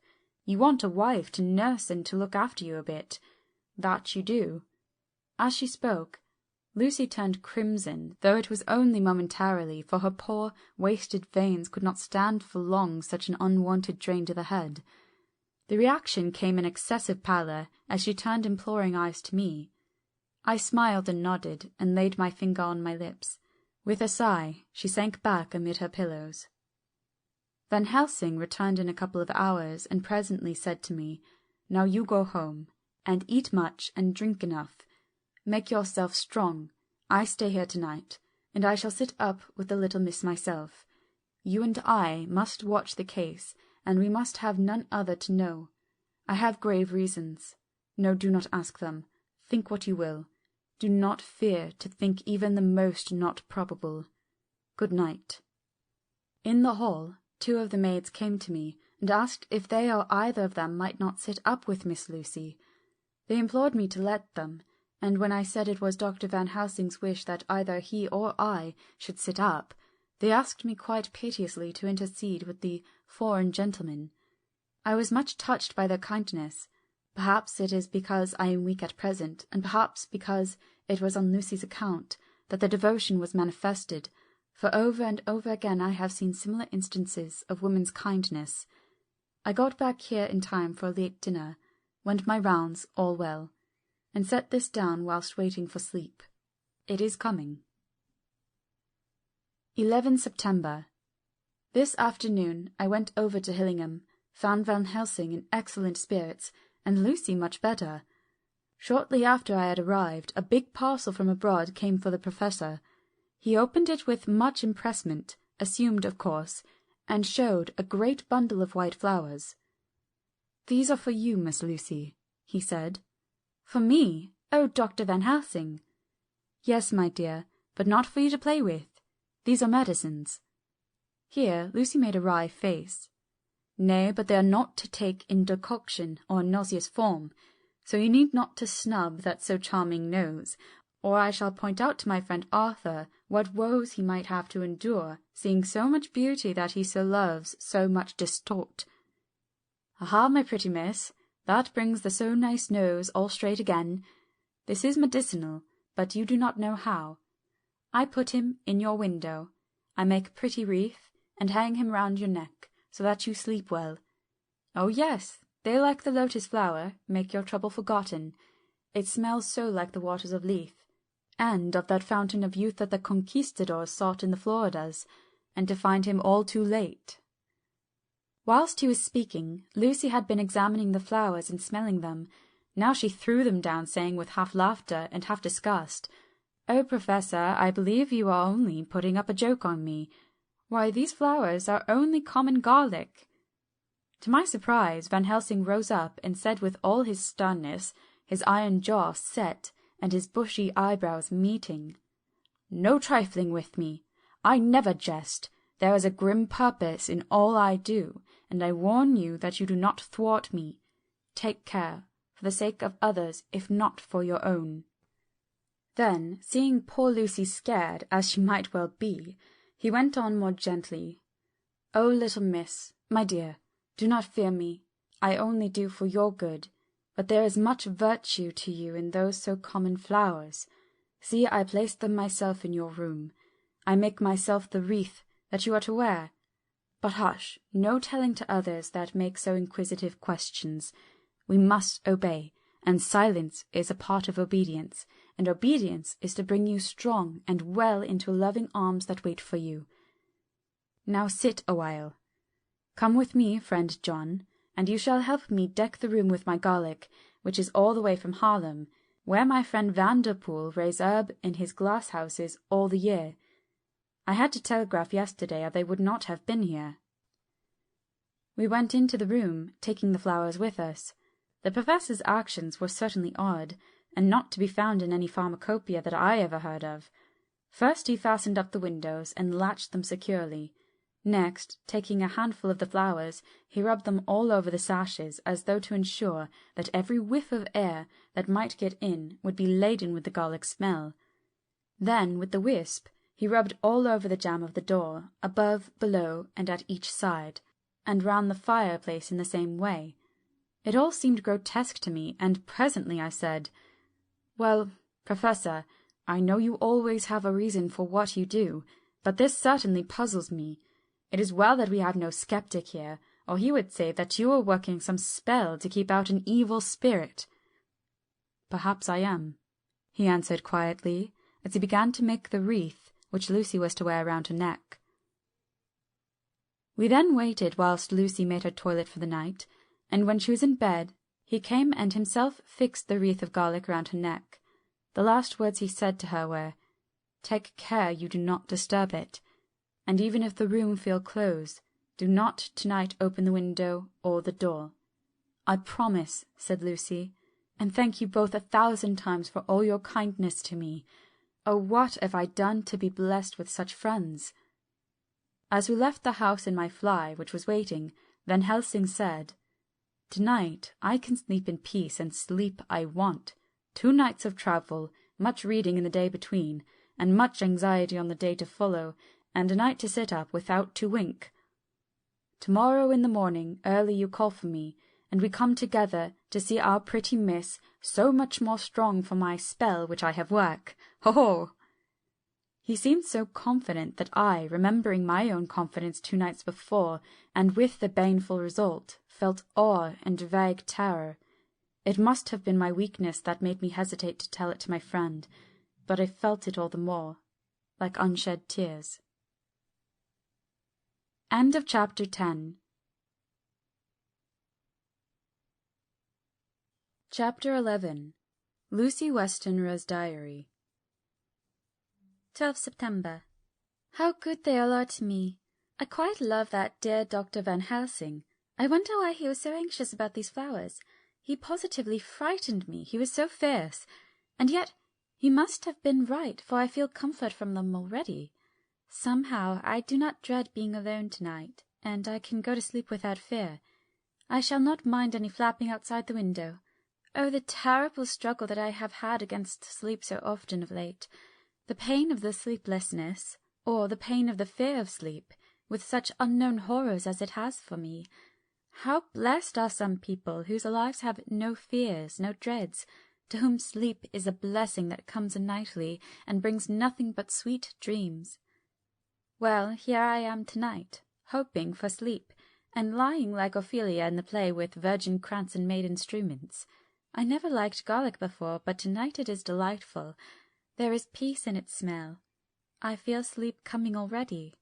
Good night, everybody. Dr. Seward's Diary. 13 September. Called at the Berkeley and found Van Helsing, as usual, up to time.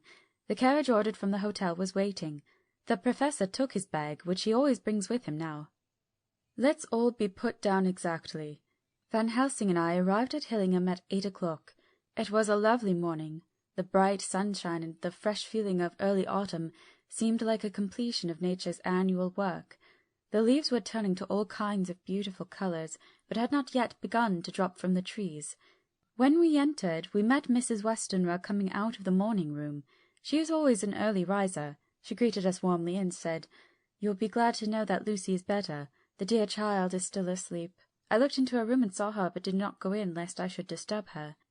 The professor smiled and looked quite jubilant. He rubbed his hands together and said, "Aha! I thought I had diagnosed the case. My treatment is working."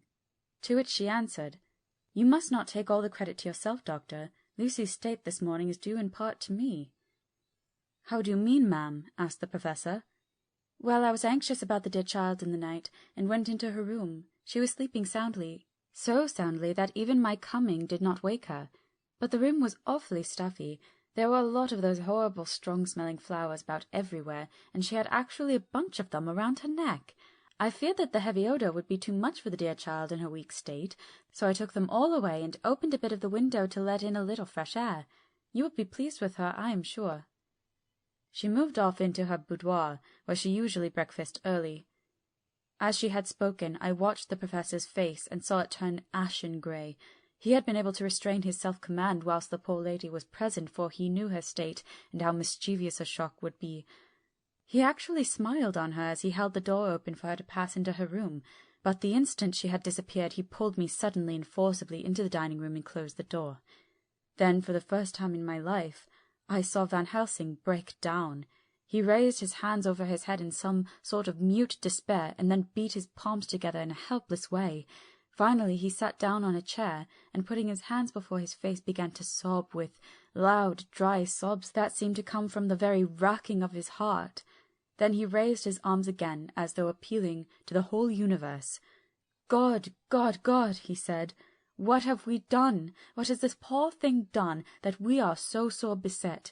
Is there fate among us still sent down from the pagan world of old, that such things must be, and in such a way? This poor mother, all unknowing, and all for the best, as she think, does such thing as lose her daughter body and soul. We must not tell her. We must not even warn her. Then she die. Then both die. Oh, how we are beset! How are all the powers of the devils against us?" Suddenly he jumped to his feet. "Come," he said, "come, we must see and act, devils or no devils, or all the devils at once. It matters not, we fight him all the same." We went to the hall door for his bag, and together we went up to Lucy's room. Once again I drew up the blind, while Van Helsing went towards the bed. This time he did not start as he looked on the poor face with the same awful waxen pallor as before. He wore a look of stern sadness and infinite pity. "As I expected," he murmured, with that hissing inspiration of his which meant so much. Without a word he went and locked the door, and then began to set out on a little table the instruments for yet another operation of transfusion of blood. I had long ago recognized the necessity and begun to take off my coat, but he stopped me with a warning hand. "No," he said, "today you must operate. I shall provide. You are weakened already." As he spoke he took off his coat and rolled up his shirt-sleeve. Again the operation, again the narcotic, again some return of colour to the ashy cheeks, and the regular breathing of healthy sleep. This time I watched whilst Van Helsing recruited himself and rested. Presently he took an opportunity of telling Mrs. Westenra that she must not remove anything from Lucy's room without consulting him, that the flowers were of medicinal value, and that the breathing of their odour was a part of the system of cure. Then he took over the care of the case himself, saying that he would watch this night and the next, and would send me word when to come. After another hour, Lucy waked from her sleep, fresh and bright and seemingly not much the worse for her terrible ordeal. What does it all mean? I am beginning to wonder if my long habit of life amongst the insane is beginning to tell upon my own brain. Lucy Westenra's Diary. 17th September. 4 days and nights of peace. I am getting so strong again that I hardly know myself. It is as if I passed through some long nightmare and had just awakened to see the beautiful sunshine and feel the fresh air of the morning around me. I have a dim half-remembrance of long, anxious times of waiting and fearing, darkness in which there was not even the pain of hope to make present distress more poignant, and then long spells of oblivion and the rising back to life as a diver coming up through the great press of water. Since, however, Dr. Van Helsing has been with me, all this bad dreaming seems to have passed away. The noises that used to frighten me out of my wits, the flapping against the windows, the distant voices which seemed so close to me, the harsh sounds that came from I know not where and commanded me to do I know not what, have all ceased. I go to bed now without any fear of sleep. I do not even try to keep awake. I have grown quite fond of the garlic, and a boxful arrives for me every day from Haarlem. Tonight Dr. Van Helsing is going away, as he has to be for a day in Amsterdam, but I need not be watched. I am well enough to be left alone. Thank God for mother's sake and dear Arthur's, for all our friends who have been so kind. I shall not even feel the change, for last night Dr. Van Helsing slept in his chair a lot of the time. I found him asleep twice when I awoke, but I did not fear to go to sleep again, although the boughs or bats or something napped almost angrily against the window-panes. The Pall Mall Gazette, 18th September. The Escaped Wolf. Perilous adventure of our interviewer. Interview with the keeper in the Zoological Gardens. After many inquiries and almost as many refusals, and perpetually using the words Pall Mall Gazette as a sort of talisman, I managed to find the keeper of the section of the Zoological Gardens in which the wolf department is included. Thomas Bilder lives in one of the cottages in the enclosure behind the elephant house, and was just sitting down to his tea when I found him. Thomas and his wife are hospital folk, elderly, without children, and if the specimen I enjoyed of their hospitality be of the average kind, their lives must be pretty comfortable. The keeper would not enter on what he called business until the supper was over, and we were all satisfied. Then, when the table was cleared, and he had lit his pipe, he said, "Now, sir, you can go on and ask me what you want. You'll excuse me refusing to talk of professional subjects afore meals. I gives the wolves and the jackals and the hyenas in our section their tea before I begins to ask them questions." "How do you mean, ask them questions?" I queried, wishful to get him into a talkative humour. "Hitting 'em over the head with a pole is one way, scratching of their ears is another, when the gents is as flush as want a bit of show off to their gals. I don't much so mind the first, the hitting over the pole afore I chucks in their dinner, but I waits till they've had their sherry and coffee, so to speak, afore I tries the ear scratching, mind you," he added philosophically. "There's a deal of the same nature in us as in them dear meals. Here's you comin' and arsking me a questions about my business, and I that grumpy like that only for your bloomin' £1/2. I'd a seen you blowed first afore I answer. Not even when you arsked me sarcastic like if I'd like you to arsk the superintendent if you might arsk me questions. Without offence, did I tell you to go to hell?" "You did." "And when you'd said you'd report me for using of obscene language that was hitting me over the head, but the £1/2 made that all right. I weren't a-going to fight, so I waited for the food and did with my owl as the wolves and lions and tigers does. But, lor love your heart, now that the old 'ooman has stuck a chunk of her tea-cake in me and rinsed me out with her bloomin' old teapot, and I've lit up, you may scratch my ears for all you're worth, and you won't get even a growl out of me. Drive along with your questions. I know what you're a-comin' at, that dear escaped wolf." "Exactly. I want you to give me your view of it. Just tell me how it happened, and when I know the facts I'll get you to say what you consider was the cause of it, and how you think the whole affair will end." "All right, governor. This here is about the old story. That here wolf what we called Berserker was one of the 3 grey ones that came from Norway to Jamrach's, which we bought off him 4 years ago. He was a nice well-behaved wolf, that never gave no trouble to talk of. I'm more surprised at him wanting to get out, nor any other animal in the place. But there, you can't trust wolves no more, nor women." "Don't you mind him, sir?" broke in Mrs. Tom with a cheery laugh. "He's got minded the animals so long that bless if he ain't like no wolf hisself. But there ain't no harm in him." "Well, sir, it was about 2 hours after feeding yesterday when I first hear my disturbance. I was making up a litter in a monkey house for a young puma which is ill, but when I heard the yelping and howling, I came away straight. There was Berserker a-tearing like a mad thing at the bars as if he wanted to get out. There wasn't much people about today, and close at hand there was only one man, a tall, thin chap with a hook nose and a pointed beard, with a few white hairs running through it. He had a hard cold look and red eyes, and I took a sort of mislike to him, for it seemed as if it was him as they was irritated at.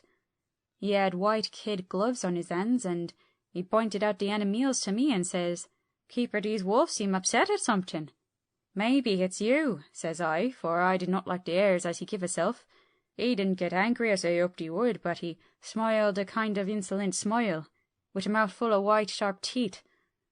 'Oh no, they wouldn't like me,' he says. 'Oh yes, they would,' says I, imitating of him. 'They always likes a bone or two to clean their teeth about tea time, which you was a begful.' Well, it was an odd thing, but when the animals see us a-talking, they laid down, and when I went over to Berserker, he let me stroke his ears same as ever. That there man came over, and bless but if he didn't put his hand and stroke old Wolf's ears too. 'Take care,' says I. 'Berserker is quick.' 'Never mind,' he says, 'I'm used to him.' 'Are you in the business yourself?' I says, taking off my hat, for a man who trades in wolves and setter is a good friend to keepers. 'No,' says he, 'not exactly in the business, but I have made pets of several.' And with that he lifts his hat as polite as a lord, and walks away. Old Berserker kept a looking arter him after he was well out of sight, and then went to lay down in a corner, and wouldn't come out the whole evening. Well, last night, as soon as the moon was up, the wolves here all became howling. There weren't nothing for them to howl at. There weren't no one near, except someone that was evidently a-culling a dog somewheres out back the gardens on the Park Road. Once or twice I went out to see that all was right, and it was, and then the howling stopped. Just before 12 o'clock I just took a look around afore turning in, and bust me, but when I came opposite to old Berserker's cage I see the rails broken and twisted about and the cage empty. And that's all I know for certain." "Did anyone else see anything?" "One of our gardeners was a-coming home about that time from Harmony, when he sees a big grey dog coming out through the garden edges. Or at least so he says, but I don't give much for it myself, for if he did, he never said a word about it to his missus when he got home, and it was only after the escape of the wolf was made known, and we had been up all night a-hunting at the park for Berserker, that he had remembered seeing anything. My own belief is that the Harmony had got into his head." "Now, Mr. Builder, can you account in any way for the escape of the wolf?" "Well, sir," he said, with a suspicious sort of modesty, "I think I can, but I don't know as how you'd be satisfied with the theory." "Certainly I shall. If a man like you, who knows the animals from experience, can't hazard a good guess at any rate, who is even to try?" "Well then, sir, I accounts for it this way. It seems to me that here wolf escaped simply because he wanted to get out." From the hearty way that both Thomas and his wife laughed at the joke, I could see that it had done service before, and that the whole explanation was simply an elaborate sell. I couldn't cope in the badinage with the worthy Thomas, but I thought I knew a surer way to his heart, so I said, "Now, Mr. Builder, we'll consider that first half-sovereign worked off, and this brother of his is waiting to be claimed when you've told me what you think will happen." "Right you are, sir," he said briskly. "You'll excuse me, I know, for a chaffing of ye, but the old woman here winked at me, which was as much as telling me to go on." "Then I never," said the old lady. "My opinion is this, that here wolf is a-riding of somewheres. The gardener, what didn't remember, said he was a-galloping northward faster than a horse could go, but I don't believe him, for you see, sir, wolves don't gallop no more nor dog does, they not being built that way. Wolves is fine things in a storybook, and I say, when they gets in packs and does be chivying something that's more afeard than they is, they can make a devil of a noise and chop it up, whatever it is. But Lord bless you, in real life a wolf is only a low creature, not half so clever or bold as a good dog, and not half a quarter so much fighting him. This one ain't been used to fighting or even providing for herself. More like he's somewhere in the park a-hiding and a-shivering of, if he thinks at all, wondering where he is to get his breakfast from, or maybe he's got down some area and is in a coal cellar. My eye, won't some cook get a rum start when he sees his green eyes a-shining out at the dark? If he can't get food, he's bound to look for it, and mayhappy he may chance to light on a butcher's shop in time. If he doesn't, then some nursemaid goes a-walking off with the soldier, leaving the infant in the perambulator. Well, then I shouldn't be surprised if the census is one babby the less. That's all. I was handing him the half-sovereign when something came bobbing against the window. Mr. Bilder's face doubled in its natural length with surprise. "God bless me," he said. "If there ain't old Berserker come back by hisself." He went to the door and opened it, a most unnecessary proceeding it seemed to me. I have always thought that a wild animal never looks so well as when some obstacle of pronounced durability is between us. A personal experience has intensified rather than diminished that idea. After all, however, there is nothing like custom, for neither Bilder nor his wife thought any more of the wolf than I should of a dog. The animal itself was as peaceful and well-behaved as that father of all picture-wolves, Red Riding Hood's quondam friend, whilst moving her confidence in masquerade. The whole scene was an unutterable mixture of comedy and pathos. The wicked wolf, that for half a day had paralysed London and set all the children in the town shivering in their shoes, was there in a sort of penitent mood, and was received and petted like a sort of vulpine prodigal son. Old Bilder examined him all over with the most tender solicitude, and when he had finished with his penitent, said, "There, I knew the poor old chap would get into some kind of trouble. Didn't I say it all along? Here's his head all cut and full of broken glass. He's been a-getting over some bloomin' wall or other. It's a shame that people are allowed to top their walls with broken bottles. This here's what comes of it. Come along, Berserker." He took the wolf and locked him up in a cage with a piece of meat that satisfied, in quantity at any rate, the elementary conditions of the fattened calf, and went off to report. I came off too, to report the only exclusive information that is given today regarding the strange escapade at the zoo. Dr. Seward's Diary, 17 September. I was engaged after dinner in my study posting up my books which, through press of other work and many visits to Lucy, had fallen sadly into arrear. Suddenly the door was burst open, and in rushed my patient, with his face distorted with passion. I was thunderstruck, for such a thing as a patient getting out of his own accord into the superintendent's study is almost unknown. Without an instant's pause, he made straight at me. He had a dinner knife in his hand, and as I saw he was dangerous, I tried to keep the table between us. He was too quick and too strong for me, however, for before I could get my balance he had struck at me and cut my left wrist rather severely. Before he could strike again, however, I got in my right, and he was sprawling on his back on the floor. My wrist bled freely, and quite a little pool trickled onto the carpet. I saw that my friend was not intent on further effort, and occupied myself binding up my wrist, keeping a wary eye on the prostrate figure all the time. When the attendants rushed in, and we turned our attention to him, his employment positively sickened me. He was lying on his belly on the floor, licking up, like a dog, the blood which had fallen from my wounded wrist. He was easily secured, and, to my surprise, went with the attendants quite placidly, simply repeating over and over again, "The blood is life, the blood is life." I cannot afford to lose blood at present. I have lost too much of late for my physical good, and the prolonged strain of Lucy's illness and its horrible phases is telling on me. I am over-excited and weary, and I need rest. Happily Van Helsing has not summoned me, so I need not forego my sleep. Tonight I could not well do without it. Telegram. Van Helsing, Antwerp, to Seward, Carfax. Sent to Carfax, Sussex, as no county given, delivered late by 22 hours. 17 September. Do not fail to be at Hillingham tonight. If not watching all the time, frequently visit and see that flowers are as placed. Very important. Do not fail. Shall be with you as soon as possible after arrival. Dr. Seward's Diary. 18 September. Just off for train to London. The arrival of Van Helsing's telegram filled me with dismay. A whole night lost, and I know by bitter experience what may happen in the night. Of course it is possible that all may be well, but what may have happened? Surely there is some horrible doom hanging over us that every possible accident should thwart us in all we try to do. I shall take this cylinder with me, and then I can complete my entry on Lucy's phonograph. Memorandum, left by Lucy Westenra. 17 September, night. I write this and leave it to be seen, so that no one may by any chance get into trouble through me. This is an exact record of what took place tonight.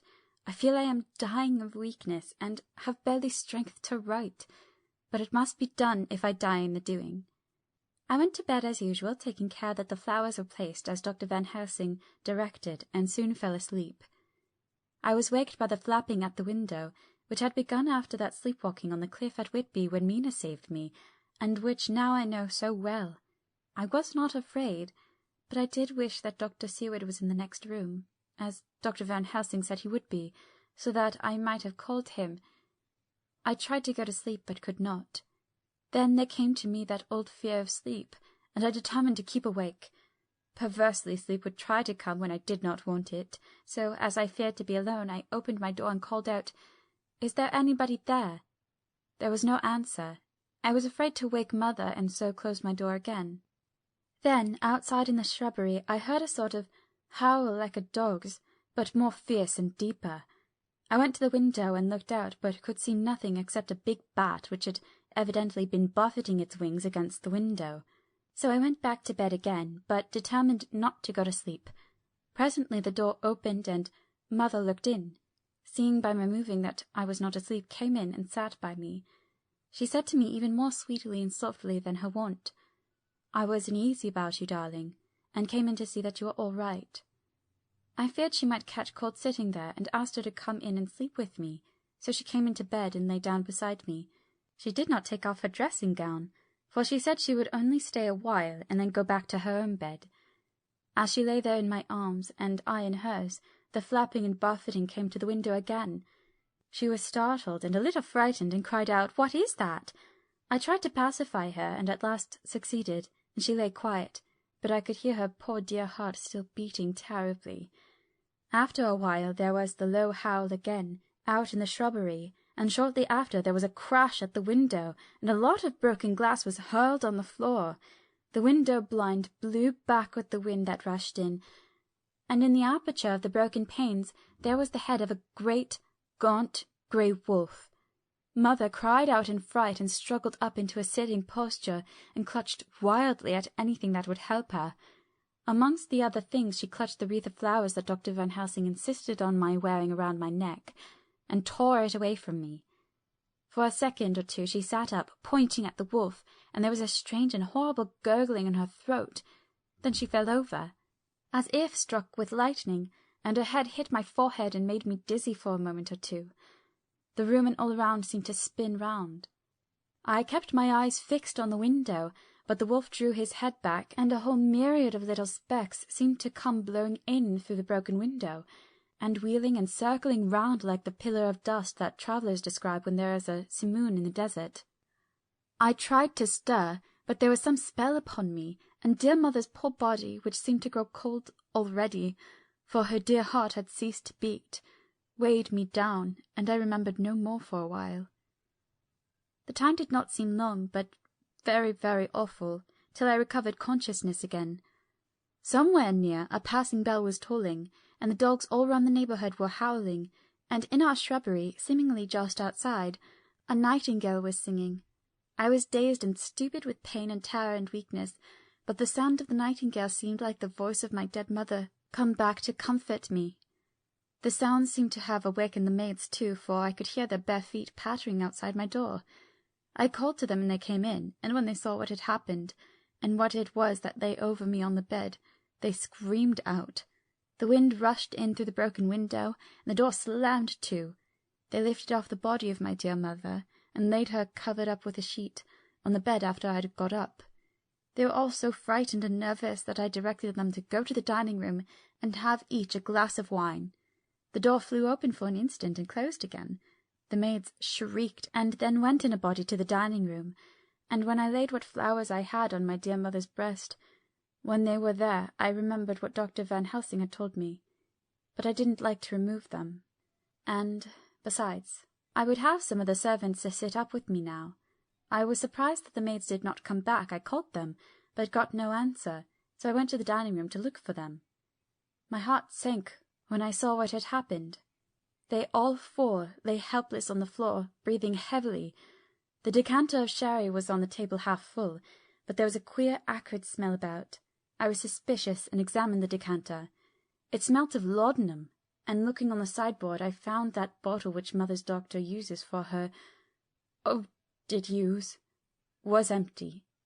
What am I to do? What am I to do? I am back in the room with Mother. I cannot leave her, and I am alone save for the sleeping servants, whom someone has drugged. Alone with the dead. I dare not go out, for I can hear the low howl of the wolf through the broken window. The air seems full of specks floating and circling in the draught from the window, and the lights burn blue and dim. What am I to do? God shield me from the harm this night. I shall hide this paper in my breast, where they shall find it when they come to lay me out. My dear mother gone, it is time that I go too. Good-bye, dear Arthur, if I should not survive this night. God keep you, dear, and God help me. End of Chapter 11. Chapter 12. Dr. Seward's Diary. 18 September. I drove at once to Hillingham and arrived early. Keeping my cab at the gate, I went up the avenue alone. I knocked gently and rang as quietly as possible, for I feared to disturb Lucy or her mother, and hoped only to bring a servant to the door. After a while, finding no response, I knocked and rang again. Still no answer. I cursed the laziness of the servants that they should lie abed at such an hour, for it was now 10 o'clock, and so rang and knocked again, but more impatiently, but still without response. Hitherto I had blamed only the servants, but now a terrible fear began to assail me. Was this desolation but another link in the chain of doom which seemed drawing tight around us? Was it indeed a house of death which I had come too late? I knew that minutes, even seconds of delay might mean hours of danger to Lucy if she had had again one of those frightful relapses, and I went round the house to try if I could find by chance an entry anywhere. I could find no means of ingress. Every window and door was fastened and locked, and I returned baffled to the porch. As I did so, I heard the rapid pit-pat of a swiftly driven horse's feet. They stopped at the gate, and a few seconds later I met Van Helsing running up the avenue. When he saw me he gasped out, "Then it was you, and just arrived. How is she? Are we too late? Did you not get my telegram?" I answered as quickly and coherently as I could that I had only got his telegram early in the morning, and had not lost a minute in coming here, and that I could not make anyone in the house hear me. He paused and raised his hat as he said solemnly, "Then I fear we are too late. God's will be done." With his usual recuperative energy he went on, "Come, if there be no way open to get in, we must make one. Time is all in all to us now." We went round to the back of the house, where there was a kitchen window. The Professor took a small surgical saw from his case, and handing it to me, pointed to the iron bars which guarded the window. I attacked them at once, and had very soon cut through 3 of them. Then, with a long thin knife, we pushed back the fastening of the sashes and opened the window. I helped the Professor in, and followed him. There was no one in the kitchen or in the servants' room, which were close at hand. We tried all the rooms as we went along, and in the dining-room, dimly lit by rays of light through the shutters, found 4 servant women lying on the floor. There was no need to think them dead, for their stertorous breathing and the acrid smell of laudanum in the room left no doubt as to their condition. Van Helsing and I looked at each other, and as we moved away he said, "We can attend to them later." Then we ascended to Lucy's room. For an instant or two we paused at the door to listen, but there was no sound that we could hear. With white faces and trembling hands we opened the door gently and entered the room. How shall I describe what we saw? On the bed lay 2 women, Lucy and her mother. The latter lay farthest in, and she was covered with a white sheet, the edge of which had been blown back by the draught through the broken window, showing the drawn, white face with a look of terror fixed upon it. By her side lay Lucy, with face white and still more drawn. The flowers which had been round her neck we found upon her mother's bosom, and her throat was bare, showing the 2 little wounds which we had noticed before, but looking horribly white and mangled. Without a word, the Professor bent over the bed, his head almost touching poor Lucy's breast. Then he gave a quick turn of his head, as of one who listens, and leaping to his feet he cried out to me, "It is not yet too late! Quick, quick, bring the brandy!" I flew downstairs and returned with it, taking care to smell and taste it, lest it too were drugged like the decanter of sherry which I found on the table. The maids were still breathing, but more restlessly, and I fancied that the narcotic was wearing off. I did not stay to make sure, but returned to Van Helsing. He rubbed the brandy, as on other occasion, on her lips and gums, and on her wrists and the palms of her hands. He said to me, "I can do this, all that can be at the present. You go and wake those maids. Flick them in the face with a wet towel and flick them hard. Make them get heat and fire and a warm bath. This poor soul is nearly as cold as that beside her. She will need to be heated before we can do anything more." I went at once, and found little difficulty in waking 3 of the women. The 4th was only a young girl, and the drug had evidently affected her more strongly, so I lifted her on the sofa and let her sleep. The others were dazed at first, but as remembrance came back to them, they cried and sobbed in an hysterical manner. I was stern with them, however, and would not let them talk. I told them that one life was bad enough to lose, and that if they delayed they would sacrifice Miss Lucy. So, sobbing and crying, they went about their way, half-clad as they were, and prepared fire and water. Fortunately, the kitchen and boiler fires were still alive, and there was no lack of hot water. We got a bath, and carried Lucy out as she was, and placed her in it. Whilst we were busy chafing her limbs, there was a knock at the hall door. One of the maids ran off, hurried on some more clothes, and opened it. Then she returned, and whispered to us that there was a gentleman who had come with a message from Mr. Holmwood. I bid her simply tell him that he must wait, for we could see no one now. She went away with the message, and, engrossed with our work, I clean forgot all about him. I never saw in all my experience the Professor work in such a deadly earnest. I knew, as he knew, that it was a stand-up fight with death, and in a pause told him so. He answered me in a way that I did not understand, but with the sternest look that his face could wear. If that were all, I would stop here where we are now, and let her fade away into peace, for I see no light in life over her horizon. He went on with his work with, if possible, renewed and more frenzied vigour. Presently we both began to be conscious that the heat was beginning to be of some effect. Lucy's heart beat a trifle more audibly to the stethoscope, and her lungs had a perceptible movement. Van Helsing's face almost beamed. As we lifted her from the bath and rolled her in a hot sheet to dry her, he said to me, "The first gain is ours. Check to the king!" We took Lucy into another room, which had by now been prepared, and laid her in bed and forced a few drops of brandy down her throat. I noticed that Van Helsing tied a soft silk handkerchief around her throat. She was still unconscious, and was quite as bad as, if not worse than, we had ever seen her. Van Helsing called in one of the women and told her to stay with her, and not to take her eyes off her till we returned, and then beckoned me out of the room. "We must consult as to what is to be done," he said as we descended the stairs. In the hall he opened the dining-room door, and we passed in, he closing the door carefully behind him. The shutters had been opened, but the blinds were already down, without obedience to the etiquette of death, which the British women of the lower classes always rigidly observes. The room was, therefore, dimly dark. It was, however, light enough for our purposes. Van Helsing's sternness was somewhat relieved by a look of perplexity. He was evidently torturing his mind about something, so I waited for an instant, and he spoke. "What are we to do now? Where are we to turn for help? We must have another transfusion of blood, and that soon, or that poor girl's life won't be worth an hour's purchase. You are exhausted already. I am exhausted too. I fear to trust those women, even if they would have the courage to submit. What are we to do for someone who will open his veins for her?" "What's the matter with me, anyhow?" The voice came from a sofa across the room, and its tones brought relief and joy to my heart, for they were those of Quincy Morris. Van Helsing started angrily at the first sound, but his face softened, and a glad look came into his eyes as I cried out, "Quincy Morris!" and rushed towards him with outstretched hands. "What brought you here?" I cried as our hands met. "I guess art's the cause." He handed me a telegram. "Have not heard from Seward for 3 days, and am terribly anxious. Cannot leave. Father still in same condition. Send me word how Lucy is. Do not delay. Holmwood." "I think I came just in the nick of time. You know you only have to tell me what to do." Van Helsing strode forward and took his hand, looking him straight in the eyes as he said, "A brave man's blood is the best thing on earth when a woman is in trouble.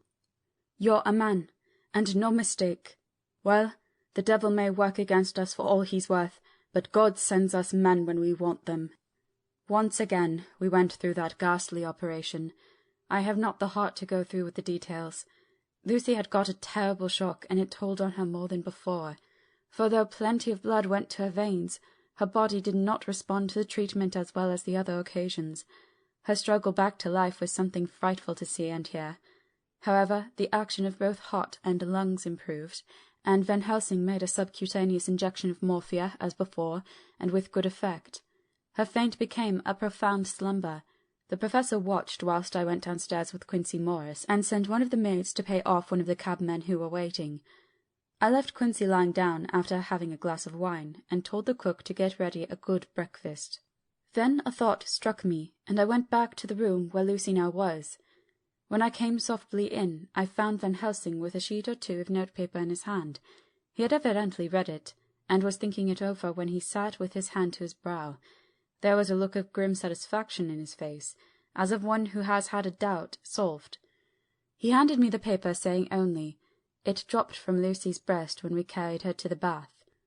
When I had read it, I stood looking at the professor, and after a pause asked him, "In God's name, what does it all mean? Was she, or is she, mad? Or what sort of terrible danger is it?" I was so bewildered that I did not know what to say more. Van Helsing put out his hand and took the paper, saying, "Do not trouble about it now. Forget it for the present. You shall know and understand it all in good time. But it will be later, and now what is it that you came to me to say?" This brought me back to fact, and I was all myself again. "I came to speak about the certificate of death. If we do not act properly and wisely, there may be an inquest, and that paper would have to be produced. I am in hopes that we need have no inquest, for if we had, it would surely kill poor Lucy if nothing else did. I know, and you know, and the other doctor who attended her knows, that Mrs. Westenra had disease of the heart, and that we can certify that she died of it. Let us fill up the certificate at once, and I shall take it myself to the registrar, and go on to the undertaker." "Good! Oh, my friend John, well thought of! Truly Miss Lucy, if she be sad in the foes that beset her, is at least happy in the friends that love her. 1, 2, 3, all open their veins for her, besides one old man. Ah, yes, I know, friend John, I am not blind. I love you all the more for it. Now go." In the hall I met Quincy Morris with a telegram for Arthur telling him that Mrs. Westenra was dead, that Lucy also had been ill but was now going on better, and that Van Helsing and I were with her.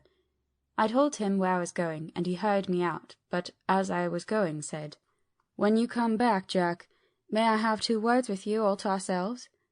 I nodded in reply and went out. I found no difficulty about the registration, and arranged with the local undertaker to come up in the evening to measure for the coffin and to make arrangements. When I got back, Quincy was waiting for me. I told him I would see him as soon as I knew about Lucy, and went up to her room. She was still sleeping, and the professor seemingly had not moved from his seat at her side. From his putting his finger to his lips, I gathered that he expected her to wake before long, and was afraid of forestalling nature. So I went down to Quincy and took him into the breakfast-room, where the blinds were not drawn down, and which was a little more cheerful, or rather less cheerless, than the other rooms. When we were alone, he said to me, "Jack Seward, I don't want to shove myself in anywhere I have no right to be, but this is no ordinary case. You know I loved that girl and wanted to marry her, but, although that's all past and gone, I can't help feeling anxious about her all the same." "What is it that's wrong with her?" "The Dutchman, and a fine fellow he is, I can see that, said that time you two came into the room, that you must have another transfusion of blood, and that both you and he were exhausted. Now I know, well, that you medical men speak in camera, and that a man must not expect to know what they consult about in private. But this is no common matter, and, whatever it is, I have done my part. Is it not so?" "That's so," I said, and he went on. "I take it that both you and Van Helsing had done already what I did today. Is that not so?" "That's so." "And I guess Art was in it too. When I saw him 4 days ago, down at his own place, he looked queer.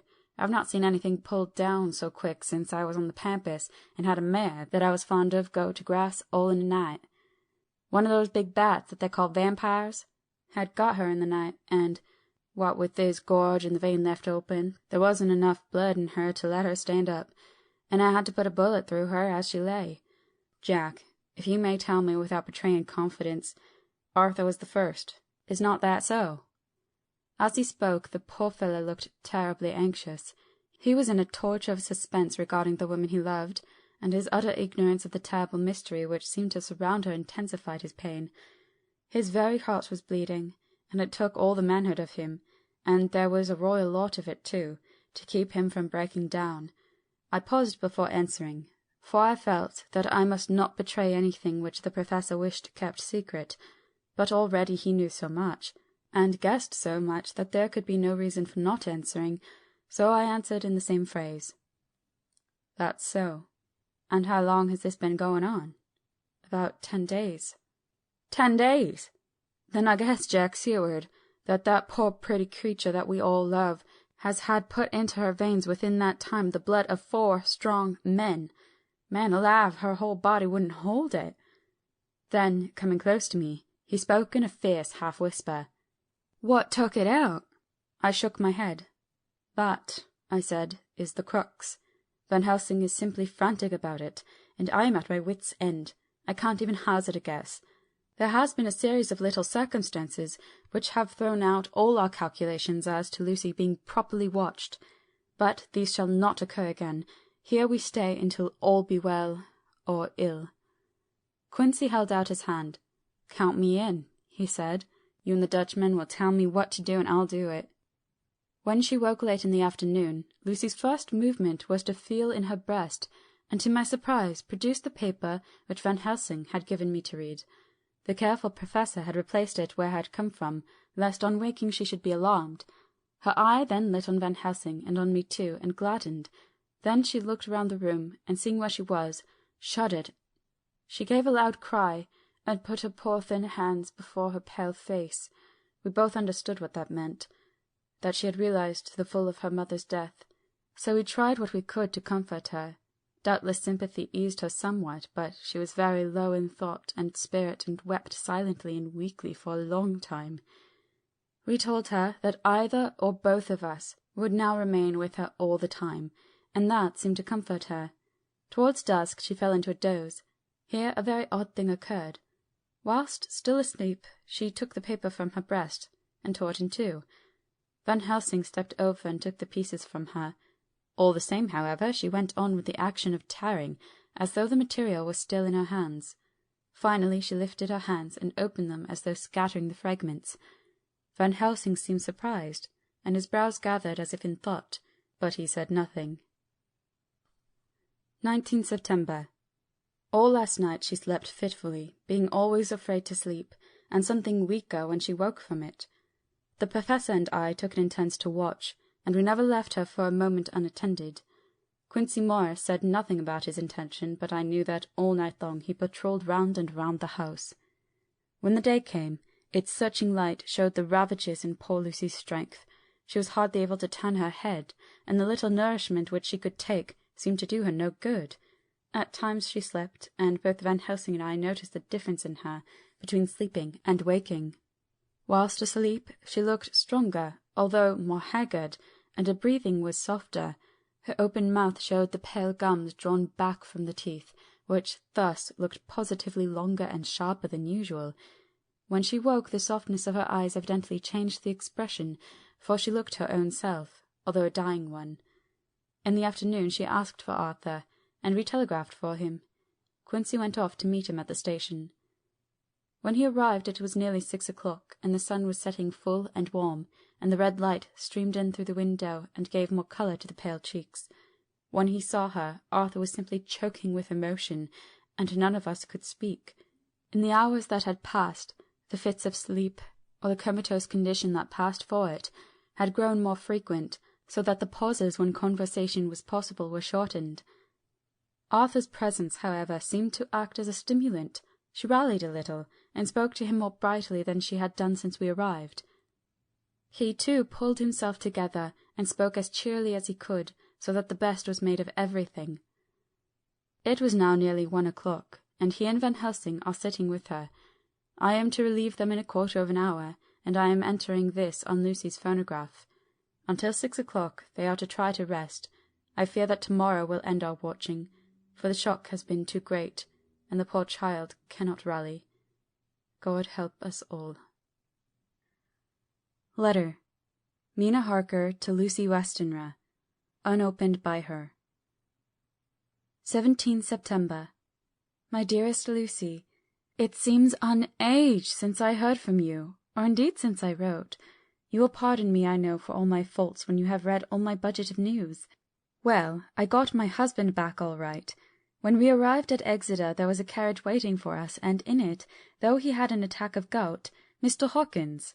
He took us to his house, where there were rooms for us all nice and comfortable, and we dined together. After dinner Mr. Hawkins said, "My dears, I want to drink your health and prosperity, and may every blessing attend you both. I know you both from children, and have with love and pride seen you grow up. Now I want you to make your home here with me. I have left to me neither chick nor child. All are gone, and in my will I have left you everything." I cried, Lucy dear, as Jonathan and the old man clasped hands. Our evening was a very, very happy one.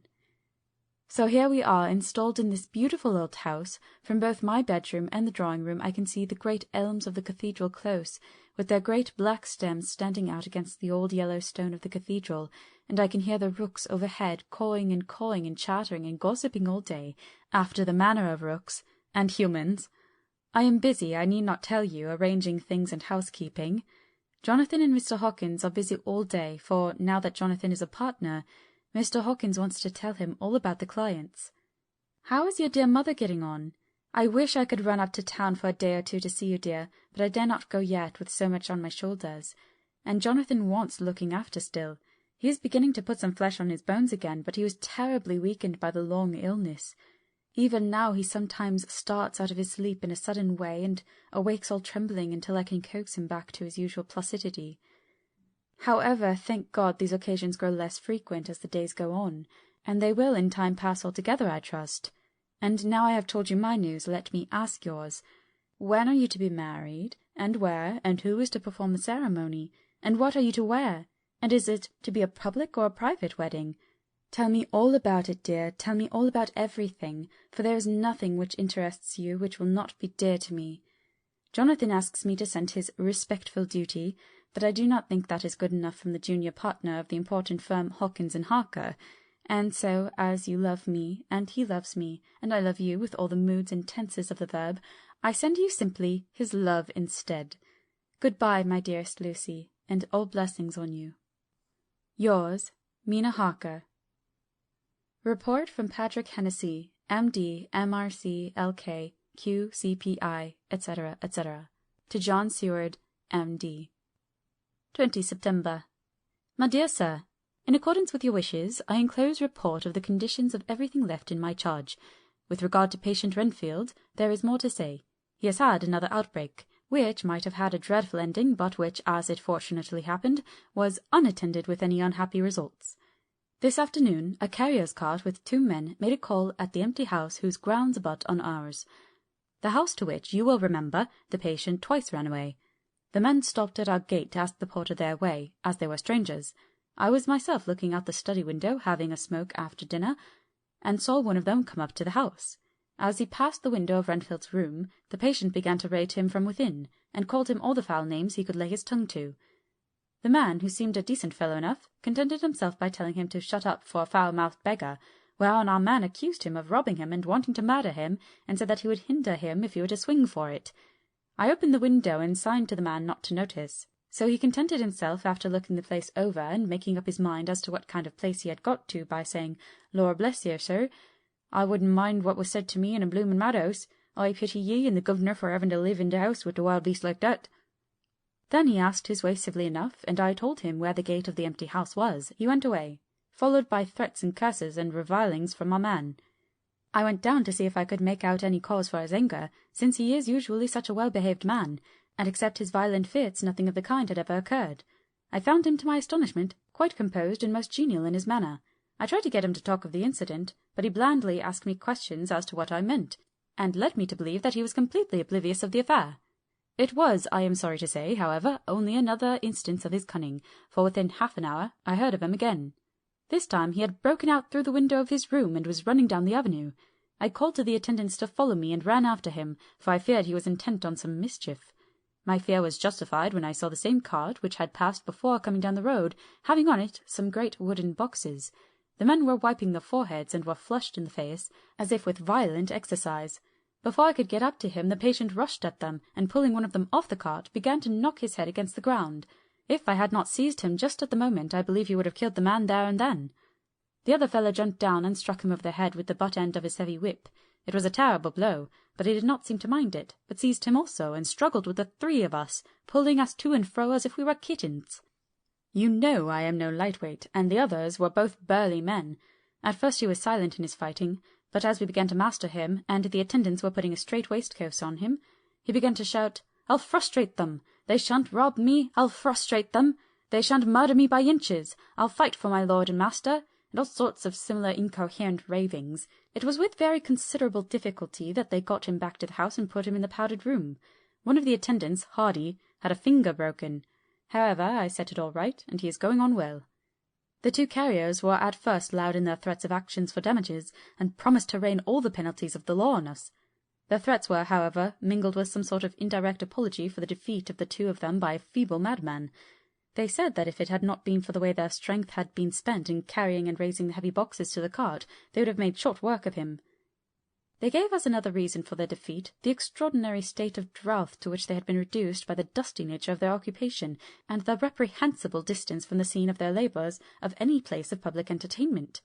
I quite understood their drift, and after a stiff glass of grog, or rather more of the same, and with each a sovereign in hand, they made light of the attack, and swore that they would never encounter a worse madman any day for the pleasure of meeting so bloomin' good a bloke as your correspondent. I took their names and addresses in case they might be needed. They are as follows: Jack Smollett of Dudding's Rent, King George's Road, Great Walworth, and Thomas Snelling, Peter Farley's Row, Guide Court, Bethnal Green. They are both in the employment of Harris & Sons, Moving and Shipment Company, Orange Masters Yard, Soho. I shall report to you any matter of interest occurring here, and shall wire you at once if there is anything of importance. Believe me, dear sir, yours faithfully, Patrick Hennessy. Letter. Mina Harker to Lucy Westenra, unopened by her. 18 September. My dearest Lucy, such a sad blow has befallen us. Mr. Hawkins has died very suddenly. Some may not think it is so sad for us, but we had both come to so love him that it really seems as though we had lost a father. I never knew either father or mother, so that the dear old man's death is a real blow to me. Jonathan is greatly distressed.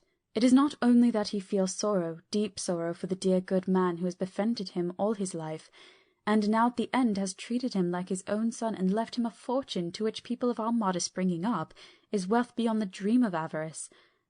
But Jonathan feels it on another account. He says the amount of responsibility which it puts on him makes him very nervous.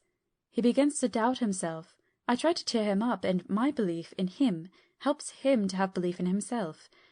But it is here that the grave shock that he experienced tells upon him the most.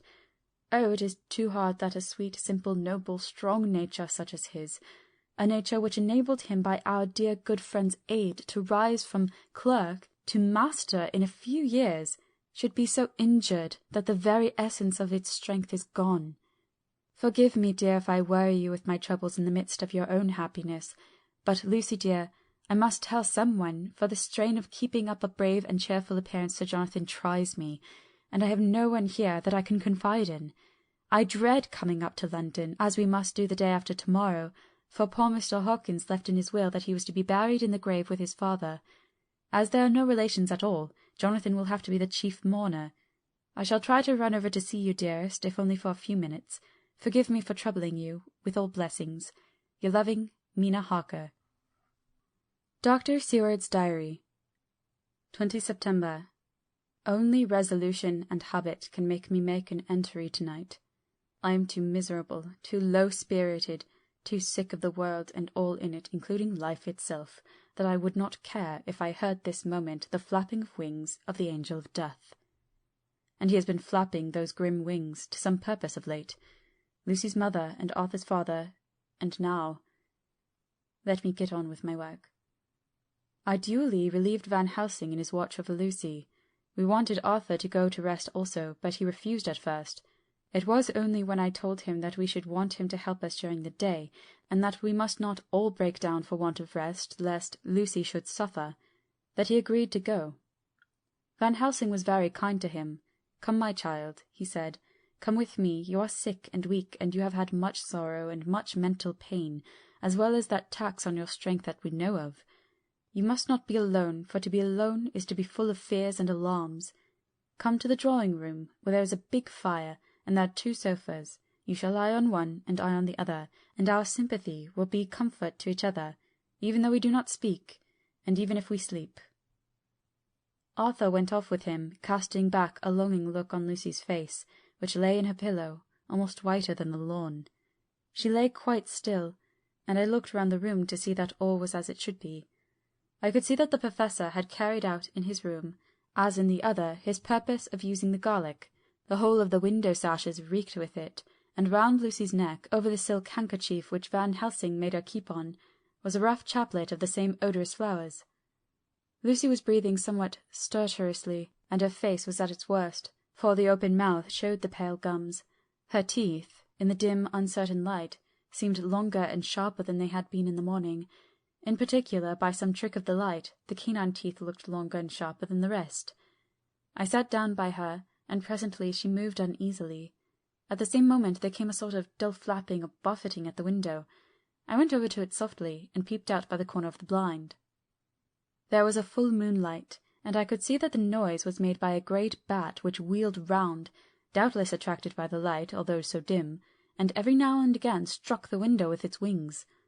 When I came back to my seat, I found that Lucy had moved slightly, and had torn away the garlic flowers from her throat. I replaced them as well as I could, and sat watching her. Presently she woke, and I gave her food, as Van Helsing had prescribed. She took but a little, and that languidly. There did not seem to be with her now the unconscious struggle for life and strength that hitherto so marked her illness. It struck me as curious that the moment she became conscious she pressed the garlic flowers close to her. It was certainly odd that whenever she got into that lethargic state, with the stertorous breathing, she put the flowers from her, but that when she waked she clutched them close. There was no possibility of making any mistake about this, for in the long hours that followed she had many spells of sleeping and waking, and repeated both actions many times. At 6 o'clock Van Helsing came to relieve me. Arthur had then fallen into a doze, and he mercifully let him sleep on. When he saw Lucy's face, I could hear the hissing indraw of his breath, and he said to me in a sharp whisper, "Draw up the blind, I want light." Then he bent down, and, with his face almost touching Lucy's, examined her carefully. He removed the flowers and lifted the silk handkerchief from her throat. As he did so, he started back, and I could hear his ejaculation, "Mein Gott!" as it was smothered in his throat. I bent over and looked too, and as I noticed, some queer chill came over me. The wounds on the throat had absolutely disappeared. For fully 5 minutes Van Helsing stood looking at her, with his face at its sternest. Then he turned to me and said calmly, "She is dying. It will not be long now. It will be much difference, mark me, whether she dies conscious or in her sleep. Wake that poor boy, and let him come and see the last. He trusts us, and we have promised him." I went to the dining-room and waked him. He was dazed for a moment, but when he saw the sunlight streaming in through the edges of the shutters, he thought he was late, and expressed his fear. I showed him that Lucy was still asleep, but told him as gently as I could that both Van Helsing and I feared that the end was near. He covered his face with his hands and slid down on his knees by the sofa, where he remained perhaps a minute, with his head buried, praying, whilst his shoulders shook with grief. I took him by the hand and raised him up. "Come," I said, "my dear old fellow, summon all your fortitude. It will be best and easiest for her." When we came to Lucy's room, I could see that Van Helsing had, with his usual forethought, been putting matters straight and making everything look as pleasing as possible. He had even brushed Lucy's hair, so that it lay on the pillow in its usual sunny ripples. When we came into the room, she opened her eyes, and seeing him, whispered softly, "Arthur, oh my love, I'm so glad you have come."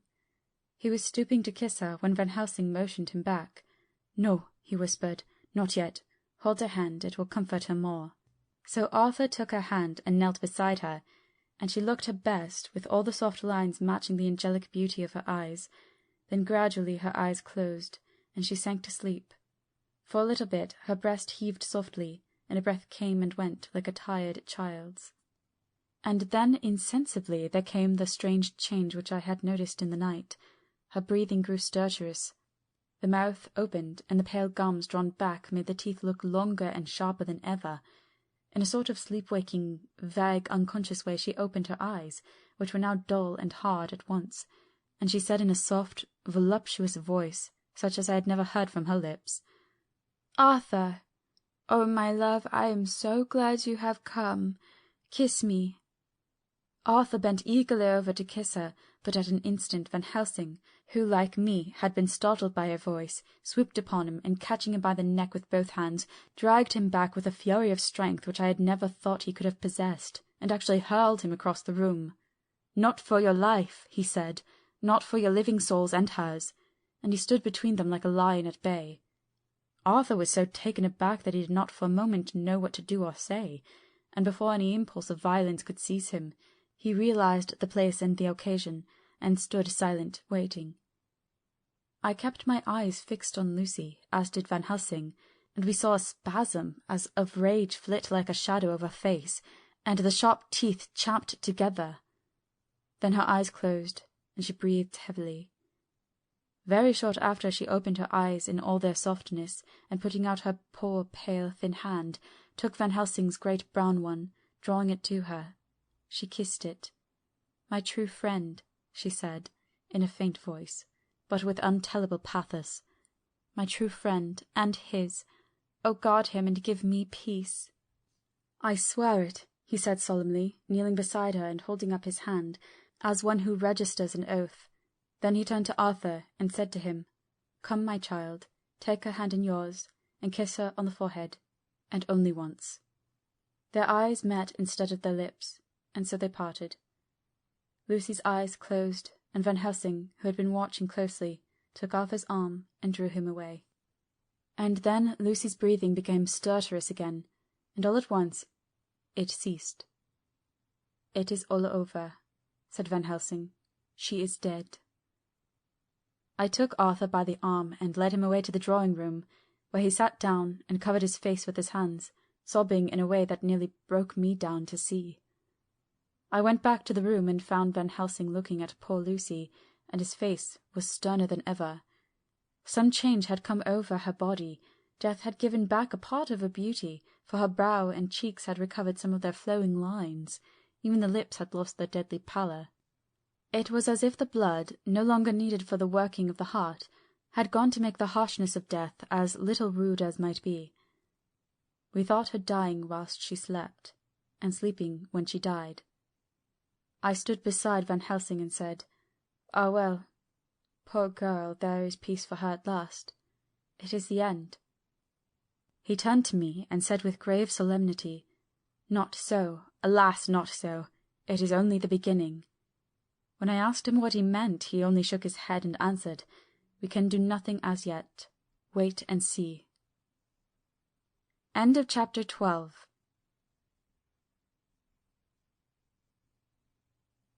Chapter 13. Dr. Seward's Diary, continued. The funeral was arranged for the next succeeding day, so that Lucy and her mother might be buried together. I attended to all the ghastly formalities, and the urbane undertaker proved that his staff were afflicted, or blessed, with something of his own obsequious suavity. Even the woman who performed the last offices for the dead remarked to me, in a confidential brother-professional way, when she had come out from the death-chamber, "She makes a very beautiful corpse, sir. It is quite a privilege to attend on her. It's not too much to say that she will do credit to our establishment." I noticed that Van Helsing never kept far away. This was possible from the disordered state of things in the household. There were no relatives at hand, and as Arthur had to be back the next day to attend at his father's funeral, we were unable to notify anyone who should have been bidden. Under the circumstances, Van Helsing and I took it upon ourselves to examine papers, etc. He insisted on looking over Lucy's papers himself. I asked him why, for I feared that he, being a foreigner, might not be quite aware of English legal requirements, and so might in ignorance take some unnecessary trouble. He answered me, I know.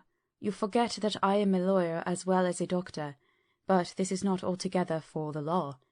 You knew that when you avoided the coroner. I have more than him to avoid. There may be papers more, such as this." As he spoke, he took from his pocket-book the memorandum which had been in Lucy's breast, which she had torn in her sleep. "When you find anything of the solicitor who is for the late Mrs. Westenra, seal all her papers, and write him tonight. For me, I watch here in the room and in Miss Lucy's old room all night, and I myself search for what may be. It is not well that her very thoughts go into the hands of strangers."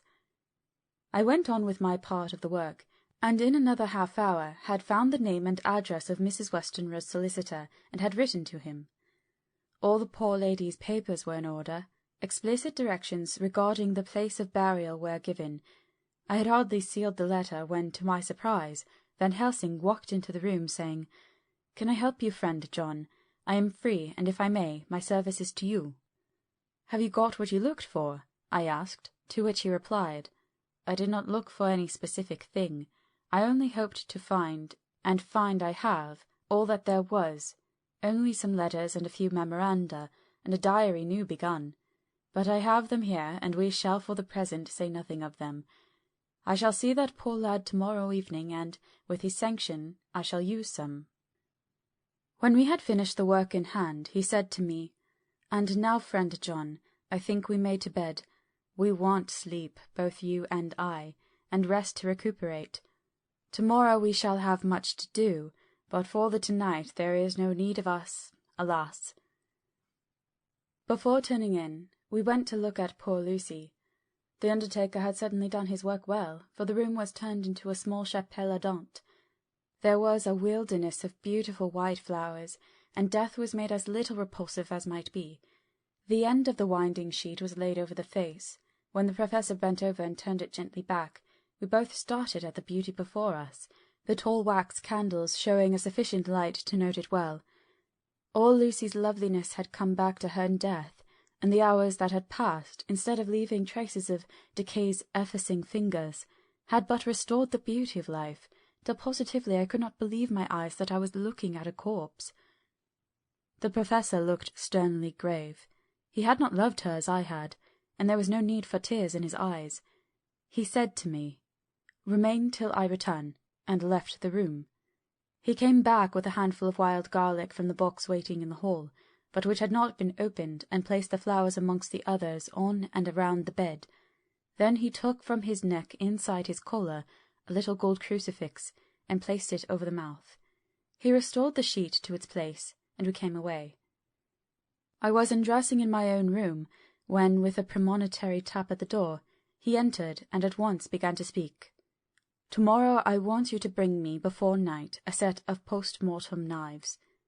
"Must we make an autopsy?" I asked. "Yes and no. I want to operate, but not as you think. Let me tell you now, but not a word another. I want to cut off her head and take out her heart." "Ah! You a surgeon, and so shocked! You whom I have seen with no tremble of hand or heart do operations of life and death that make the rest shudder. Oh, but I must not forget, my dear friend John, that you loved her, and I have not forgotten it, for it is that I shall operate, and you must only help. I would like to do it tonight, but for Arthur I must not. He will be free after his father's funeral tomorrow, and he will want to see her, to see it. Then, when she is coffined ready for the next day, you and I shall come when all asleep. We shall unscrew the coffin lid, and do our operation, and then replace all so that none know save we alone. But why do it at all? The girl is dead. Why mutilate her poor body without need? And if there is no necessity for a post-mortem, and nothing to gain by it, no good to her, to us, to science, to human knowledge, why do it? Without such it is monstrous. For answer, he put his hand on my shoulder and said with infinite tenderness, "Friend John, I pity your poor bleeding heart, and I love you the more because it does so bleed. If I could, I would take on myself the burden that you do bear. But there are things that you know not, but that you shall know, and bless me for knowing, though they are not pleasant things. John, my child, you have been my friend now many years, and yet did you ever know me to do any without good cause? I may err, I am but man, but I believe in all I do. Was it not for these causes that you sent for me when the great trouble came? Yes. Were you not amazed, nay, horrified, when I would not let Arthur kiss his love, though she was dying, and snatched him away by all my strength? Yes. And yet you saw how she thanked me, with her so beautiful dying eyes, her voice too, so weak, and she kissed my rough old hand and blessed me. Yes. And did you not hear me swear promise to her, that so she closed her eyes grateful? Yes. Well, I have good reason now for all I want to do. You have for many years trust me. You have believed me weeks past, when there be things so strange that you might have well doubt. Believe me yet a little, friend John. If you trust me not, then I must tell what I think, and that is not perhaps well. And if I work, as work I shall, no matter trust or no trust, without my friend trust in me, I work with heavy heart and feel, oh, so lonely when I want all help and courage that may be. He paused a moment and went on solemnly. Friend John, there are strange and terrible days before us. Let us not be two, but one, that so we work to a good end. Will you not have faith in me? I took his hand and promised him. I held my door open as he went away, and watched him go into his room and close the door. As I stood without moving, I saw one of the maids pass silently along the passage. She had her back towards me, so did not see me, and go into the room where Lucy lay. The sight touched me. Devotion is so rare, and we are so grateful to those who show it unasked to those we love. Here was a poor girl putting aside the terrors which she naturally had of death, to go watch alone by the bier of the mistress whom she loved, so that the poor clay may not be lonely till laid to eternal rest. I must have slept long and soundly, for it was broad daylight when Van Helsing waked me by coming into my room. He came over to my bedside and said, "You need not trouble about the knives. We shall not do it." "Why not?" I asked, for his solemnity of the night before had greatly impressed me. "Because," he said sternly, "it is too late, or too early. See." Here he held up the little golden crucifix. "This was stolen in the night." "How stolen?" I asked in wonder, "since you have it now." "Because I get it back from the worthless wretch who stole it, from the woman who robbed the dead and the living. Her punishment will surely come, but not through me. She knew not altogether what she did, and thus unknowing she only stole. Now we must wait." He went away on the word, leaving me with a new mystery to think of, a new puzzle to grapple with. The forenoon was a dreary time, but at noon the solicitor came, Mr. Markand of Holman, Sons, Markand and Lidderdale. He was very genial and very appreciative of what we had done, and took off our hands all cares as to details. During lunch he told us that Mrs. Westenra had for some time expected sudden death from her heart, and had put her affairs in absolute order. He informed us that, with the exception of a certain entailed property of Lucy's father's, which now, in default of direct issue, went back to a distant branch of the family, The whole estate, real and personal, was left absolutely to Arthur Holmwood. When he had told us so much, he went on. Frankly, we did our best to prevent such a testamentary disposition, and pointed out certain contingencies that might leave her daughter either penniless or not so free as she should be to act regarding a matrimonial alliance. Indeed, we pressed the matter so far that we almost came into collision, for she asked us if we were or were not prepared to carry out her wishes. Of course, we had then no alternative but to accept. We were right in principle, and 99 times out of 100 we should have proved by the logic of events the accuracy of our judgment.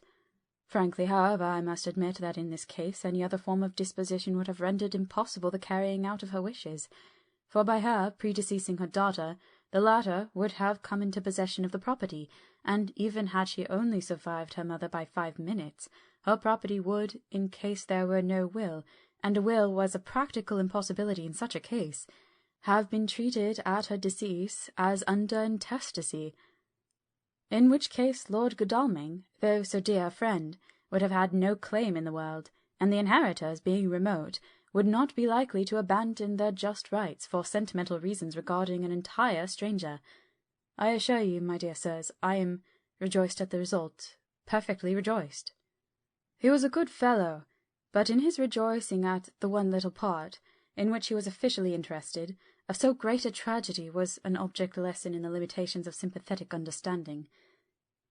He did not remain long, but said he would look in later in the day and see Lord Godalming.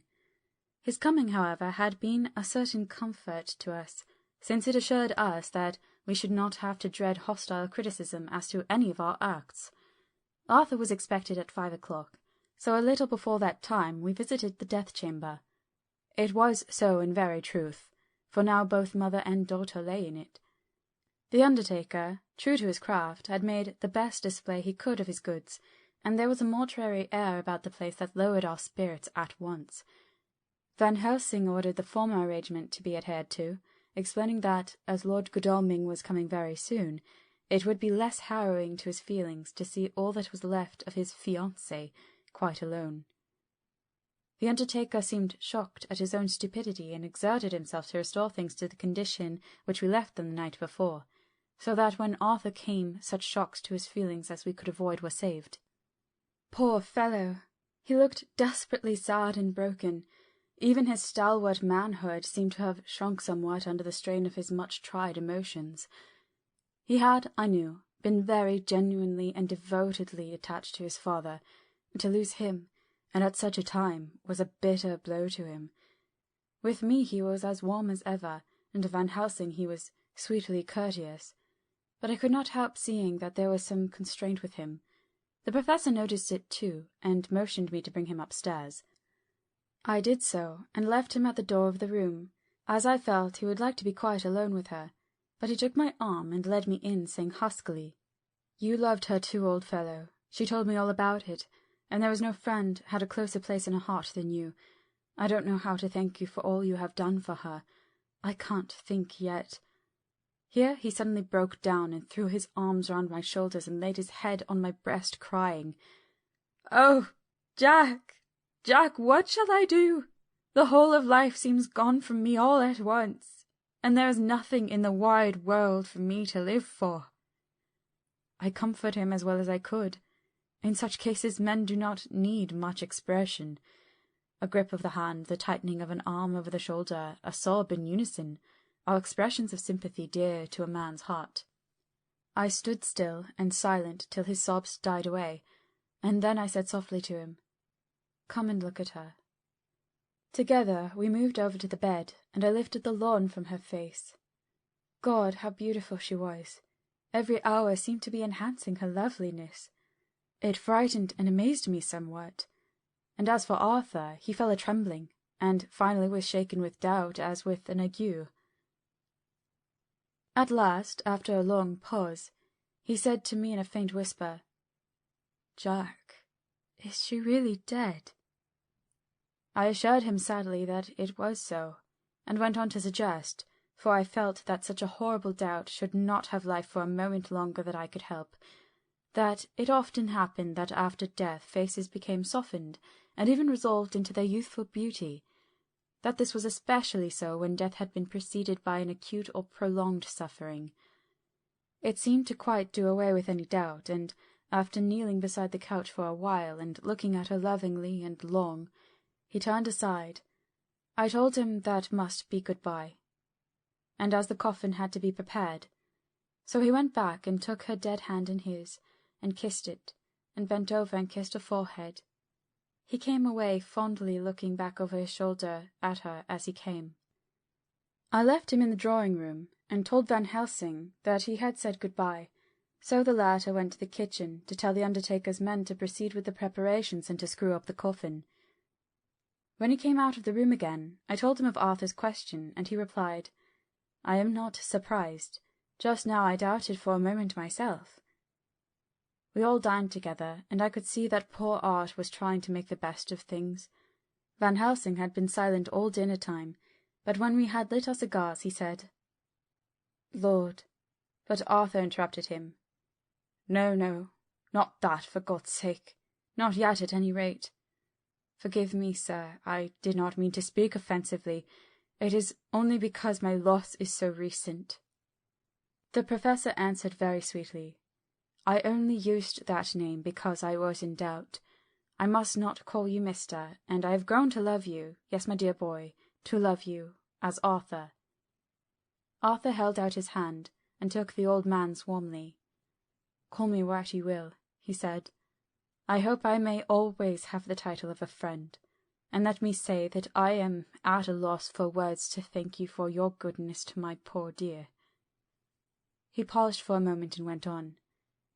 "I know that she understood your goodness even better than I do, and if I was rude or in any way wanting at the time you acted so, you remember—" The Professor nodded. "You must forgive me."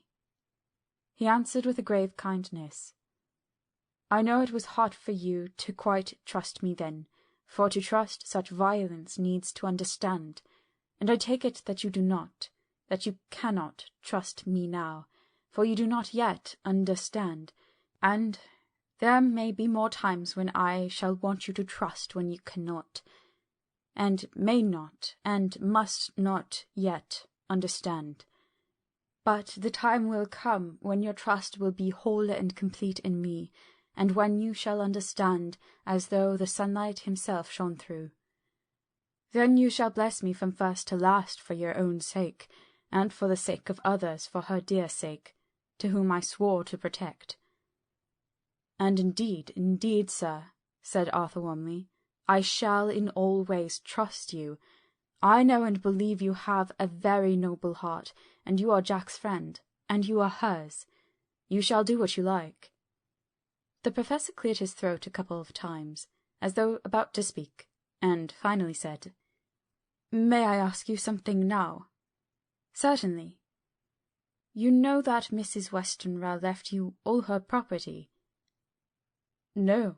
Poor dear, I never thought of it." "As it is all yours, you have a right to deal with it as you will. I want you to give me permission to read all Miss Lucy's papers and letters. Believe me, it is no idle curiosity. I have a motive of which, be sure, she would have approved. I have them all here. I took them before we knew that all was yours, so that no strange hand might touch them, no strange eye look through words into her soul. I shall keep them if I may.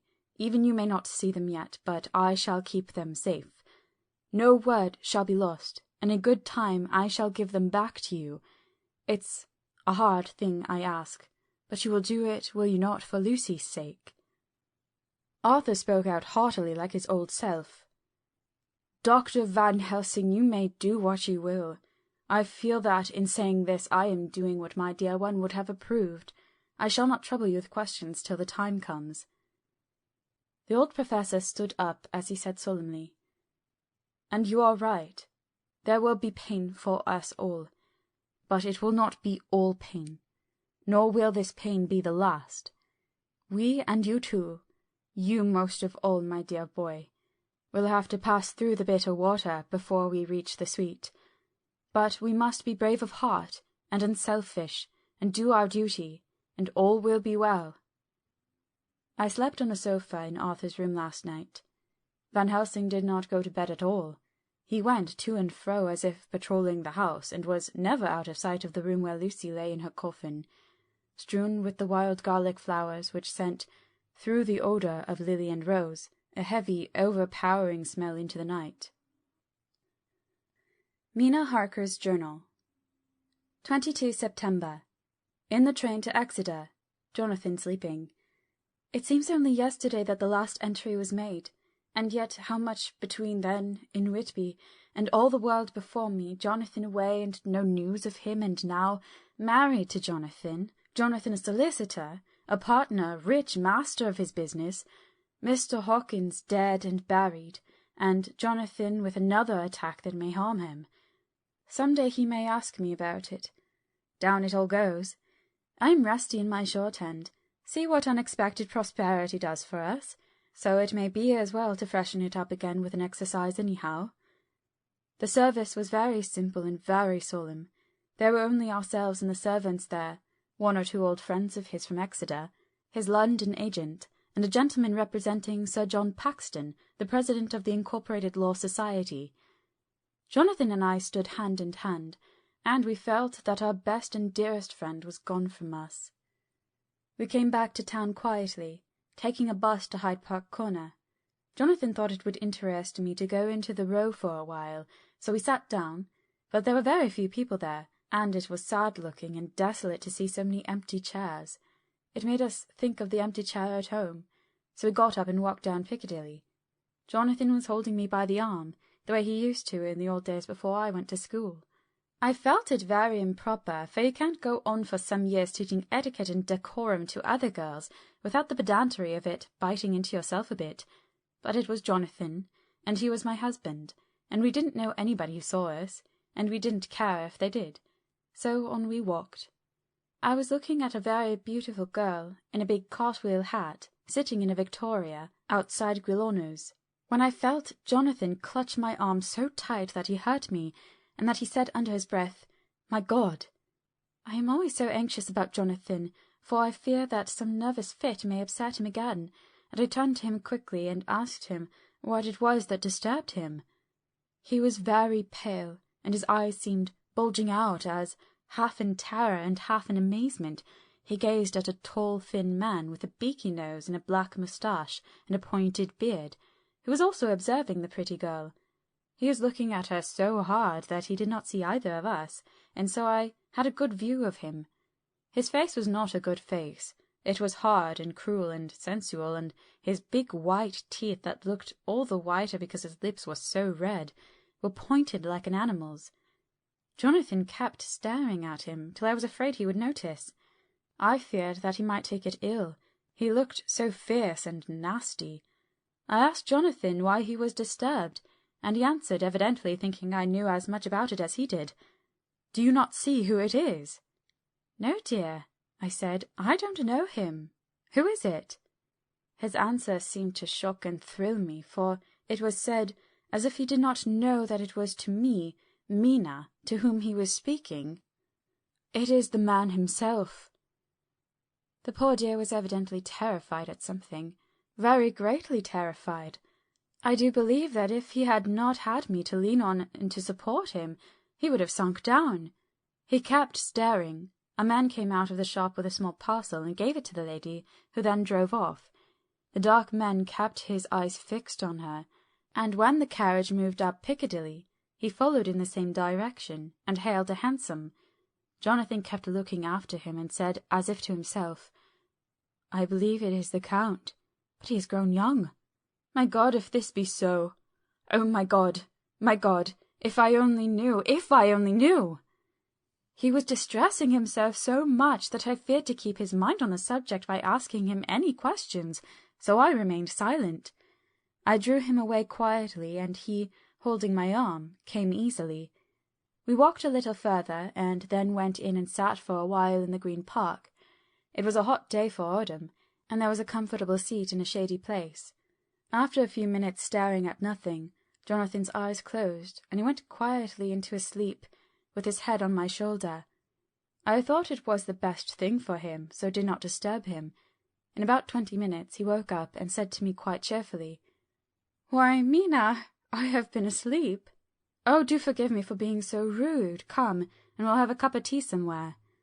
He had evidently forgotten all about the dark stranger, as in his illness he had forgotten all that this episode had reminded him of. I don't like this lapsing into forgetfulness. It may make or continue some injury to the brain. I must not ask him, for fear I shall do more harm than good, but I must somehow learn the facts of his journey abroad. The time is come, I fear, when I must open that parcel, and know what is written. Oh, Jonathan, you will, I know, forgive me if I do wrong, but it is for your own dear sake. Later. A sad homecoming in every way. The house empty of the dear soul who was so good to us. Jonathan still pale and dizzy under a slight relapse of his malady, and now a telegram from Van Helsing, whoever he may be. "You will be grieved to hear that Mrs. Westenra died 5 days ago, and that Lucy died the day before yesterday. They were both buried today." Oh, what a wealth of sorrow in a few words! Poor Mrs. Westenra! Poor Lucy! Gone, gone never to return to us! And poor, poor Arthur, to have lost such sweetness out of his life! God help us all to bear our troubles. Dr. Seward's Diary. 22 September. It is all over. Arthur has gone back to Ring, and has taken Quincy Morris with him. What a fine fellow is Quincy! I believe in my heart of hearts that he suffered as much about Lucy's death as any of us. But he bore himself through it like a moral Viking. If America can go on breeding men like that, she'll be a power in the world indeed. Van Helsing is lying down, having a rest preparatory to his journey. He goes over to Amsterdam tonight, but says he returns tomorrow night, that he only wants to make some arrangements which can only be made personally. He is to stop with me then, if he can. He says he has work to do in London, which may take him some time. Poor old fellow! I fear that the strain in the past week has broken down even his iron strength. All the time of the burial he was, I could see, putting some terrible restraint on himself. When it was all over, we were standing beside Arthur, who, poor fellow, was speaking of his part in the operation where his blood had been transfused to his Lucy's veins. I could see Van Helsing's face grow white and purple by turns. Arthur was saying that he felt since then as if the two had been really married, and that she was his wife in the sight of God. None of us had said a word of the other operations, and none of us ever shall. Arthur and Quincy went away together to the station, and Van Helsing and I came on here. The moment we were alone in the carriage, he gave way to a regular fit of hysterics. He has denied to me since that it was hysterics, and insisted that it was only his sense of humour asserting itself under very terrible conditions. He laughed till he cried, and had to draw down the blinds lest anyone should see us and misjudge. And then he cried till he laughed again, and laughed and cried together, just as a woman does. I tried to be stern with him, as one is to a woman under the circumstances, but it had no effect. Men and women are so different in manifestations of nervous strength or weakness. Then, when his face grew grave and stern again, I asked him why his mirth, and why at such a time. His reply was in a way characteristic of him, for it was logical and forceful and mysterious. He said, "Ah, you don't comprehend, friend John. Do not think that I am not sad though I laugh. See, I have cried even when the laugh did choke me, but no more think that I am all sorry when I cry, for the laugh he come just the same. Keep it always with you, that laughter who knock at your door and say, 'May I come in?' is not the true laughter. No, he is a king, and he come when and how he like. He ask no person, he choose no time of suitability, he say, 'I am here.' Behold, in example, I grieve my heart out for that so sweet young girl. I give my blood for her, though I am old and worn. I give my time, my skill, my sleep. I let my other sufferers want, so that she may have all, and yet I can laugh at her very grave. Laugh when the clay from the spade of the sexton drop on her coffin and say thud, thud to my heart, till it send back the blood from my cheek. My heart bleed for that poor boy. That dear boy, so of the age of mine own boy, had I been so blessed that he live, and with his hair and eyes the same. There you know why I love him so.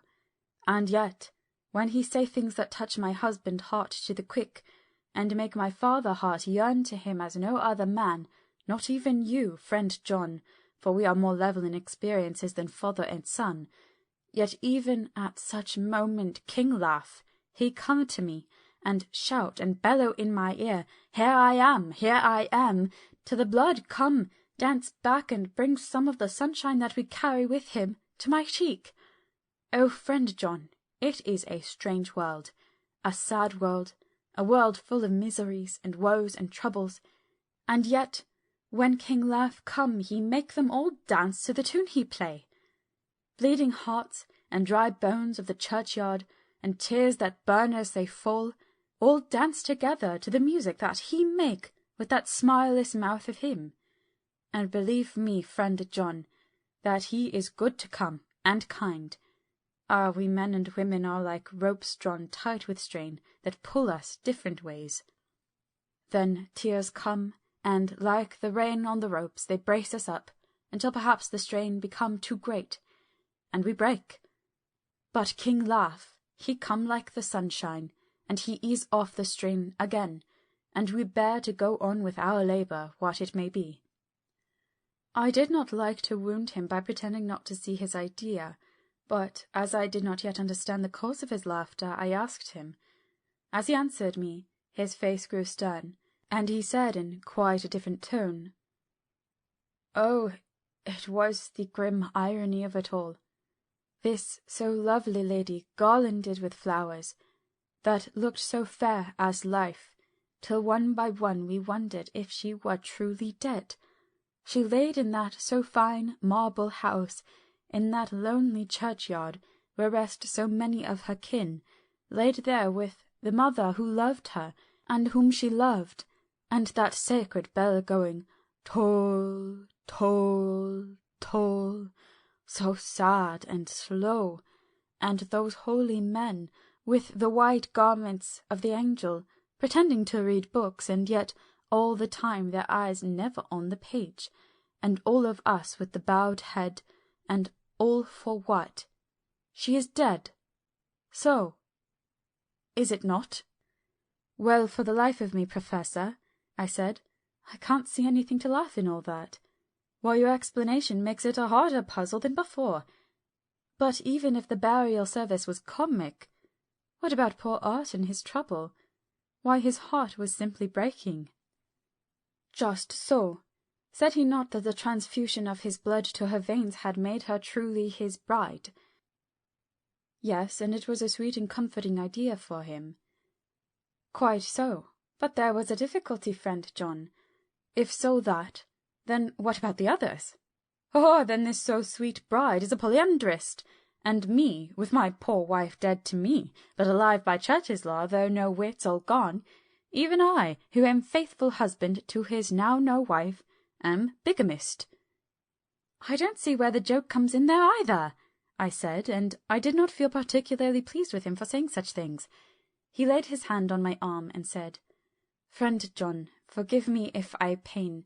I showed not my feeling to others when it would wound, but only to you, my old friend, whom I can trust.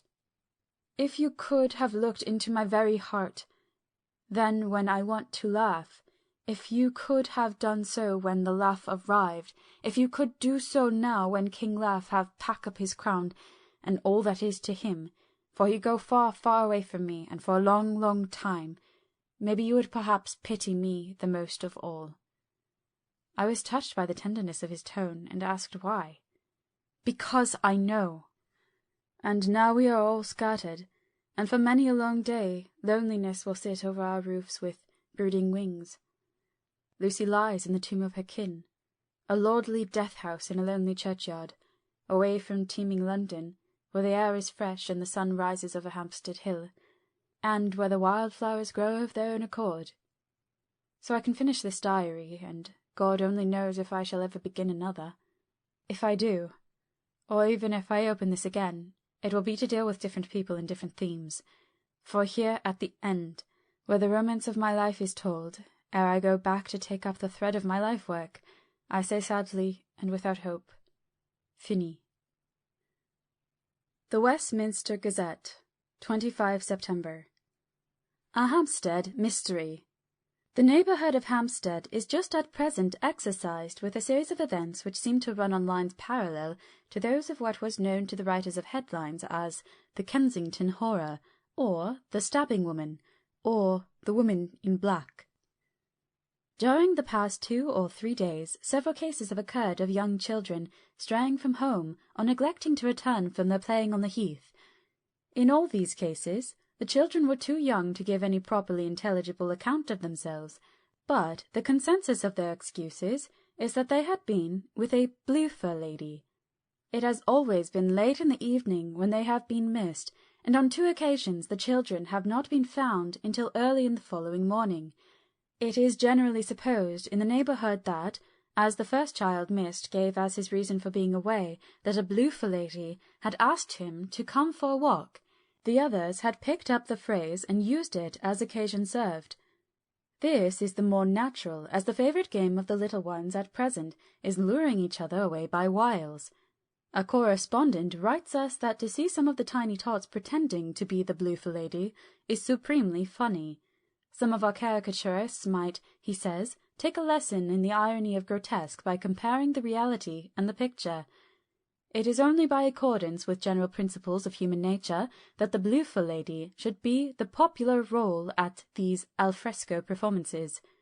Our correspondent naively says that even Ellen Terry would not be so winningly attractive as some of these grubby-faced little children pretend, and even imagine themselves to be.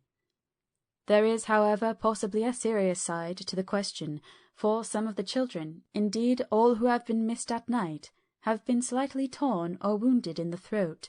The wounds seem such as might be made by a rat or a small dog, and although of not much importance individually, would tend to show that whatever animal inflicts them has a system or method of its own. The police of the division have been instructed to keep a sharp lookout for straying children, especially when very young, in and around Hampstead Heath, and for any stray dog which may be about. The Westminster Gazette, 25 September. Extra Special. The Hampstead Horror. Another child injured. The bloofer lady. We have just received intelligence that another child, missed last night, was only discovered late in the morning under a furze bush at the Shooter's Hill side of the Hampstead Heath, which is, perhaps, less frequented than other parts. It has the same tiny wound in the throat as has been noticed in other cases. It was terribly weak. It looked quite emaciated. It, too, when partially restored, had the common story to tell of being lured away by the bloofer lady. End of Chapter 13. Chapter 14. Mina Harker's Journal. 23 September. Jonathan is better after a bad night. I am so glad that he has plenty of work to do, for that keeps his mind off the terrible things. And oh, I am rejoiced that he is not now weighed down with the responsibility of his new position. I knew he would be true to himself, and now how proud I am to see my Jonathan rising to the height of his advancement, and keeping pace in all ways with the duties that come upon him. He will be away all day till 8, for he said he could not lunch at home. My household work is done, so I shall take his foreign journal, and lock myself up in my room and read it. 24 September. I hadn't the heart to write last night. That terrible record of Jonathan's upset me so. Poor dear! How he must have suffered! Whether it be true or only imagination, I wonder if there is any truth in it at all. Did he get his brain fever, and then write all those terrible things, or had he some cause for it all? I suppose I shall never know, for I dare not open the subject to him. And yet that man we saw yesterday, he seemed quite certain of him. Poor fellow! I suppose it was the funeral upset him and sent his mind back on some train of thought. He believes it all himself. I remember how on our wedding day he said, "Unless some solemn duty come upon me to go back to the bitter hours, asleep or awake, mad or sane, There seems to be through it all some thread of continuity. That fearful Count was coming to London, if it should be, and he came to London with his teeming millions. There may be a solemn duty, and if it come, we must not shrink from it. I shall be prepared. I shall get my typewriter this very hour and begin transcribing. Then we shall be ready for other eyes, if required, and if it be wanted, then, perhaps, if I am ready, poor Jonathan may not be upset, for I can speak for him, and never let him be troubled or worried with it at all. If ever Jonathan quite gets over the nervousness, he may want to tell me of it all, and I can ask him questions and find out things, and see how I may comfort him. Letter Van Helsing to Mrs. Harker. 24 September. Confidence. Dear Madame, I pray you to pardon my writing, in that I am so far friend, as that I sent to you sad news of Miss Lucy Westenra's death. By the kindness of Lord Godalming I am empowered to read her letters and papers, for I am deeply concerned about certain matters vitally important. In them I find some letters from you, which show how great friends you were, and how you love her. Oh, Madame Mina, by that love I implore you, help me. It is for others' good that I ask, to redress great wrong, and to lift much and terrible troubles, that may be more great than you know. May it be that I see you. You can trust me. I am friend of Dr. John Seward and of Lord Godalming, that was Arthur of Miss Lucy. I must keep it private for the present from all. I should come to Exeter to see you at once, if you tell me I am privileged to come, and where and when. I implore your pardon, madame. I have read your letters to poor Lucy, and know how good you are, and how your husband suffer. So I pray you, if it may be, enlighten him not, lest it may harm. Again your pardon, and forgive me. Van Helsing. Telegram. Mrs. Harker to Van Helsing. 25 September. Come today by 10:15 train, if you can catch it. Can see you any time you call. Wilhelmina Harker.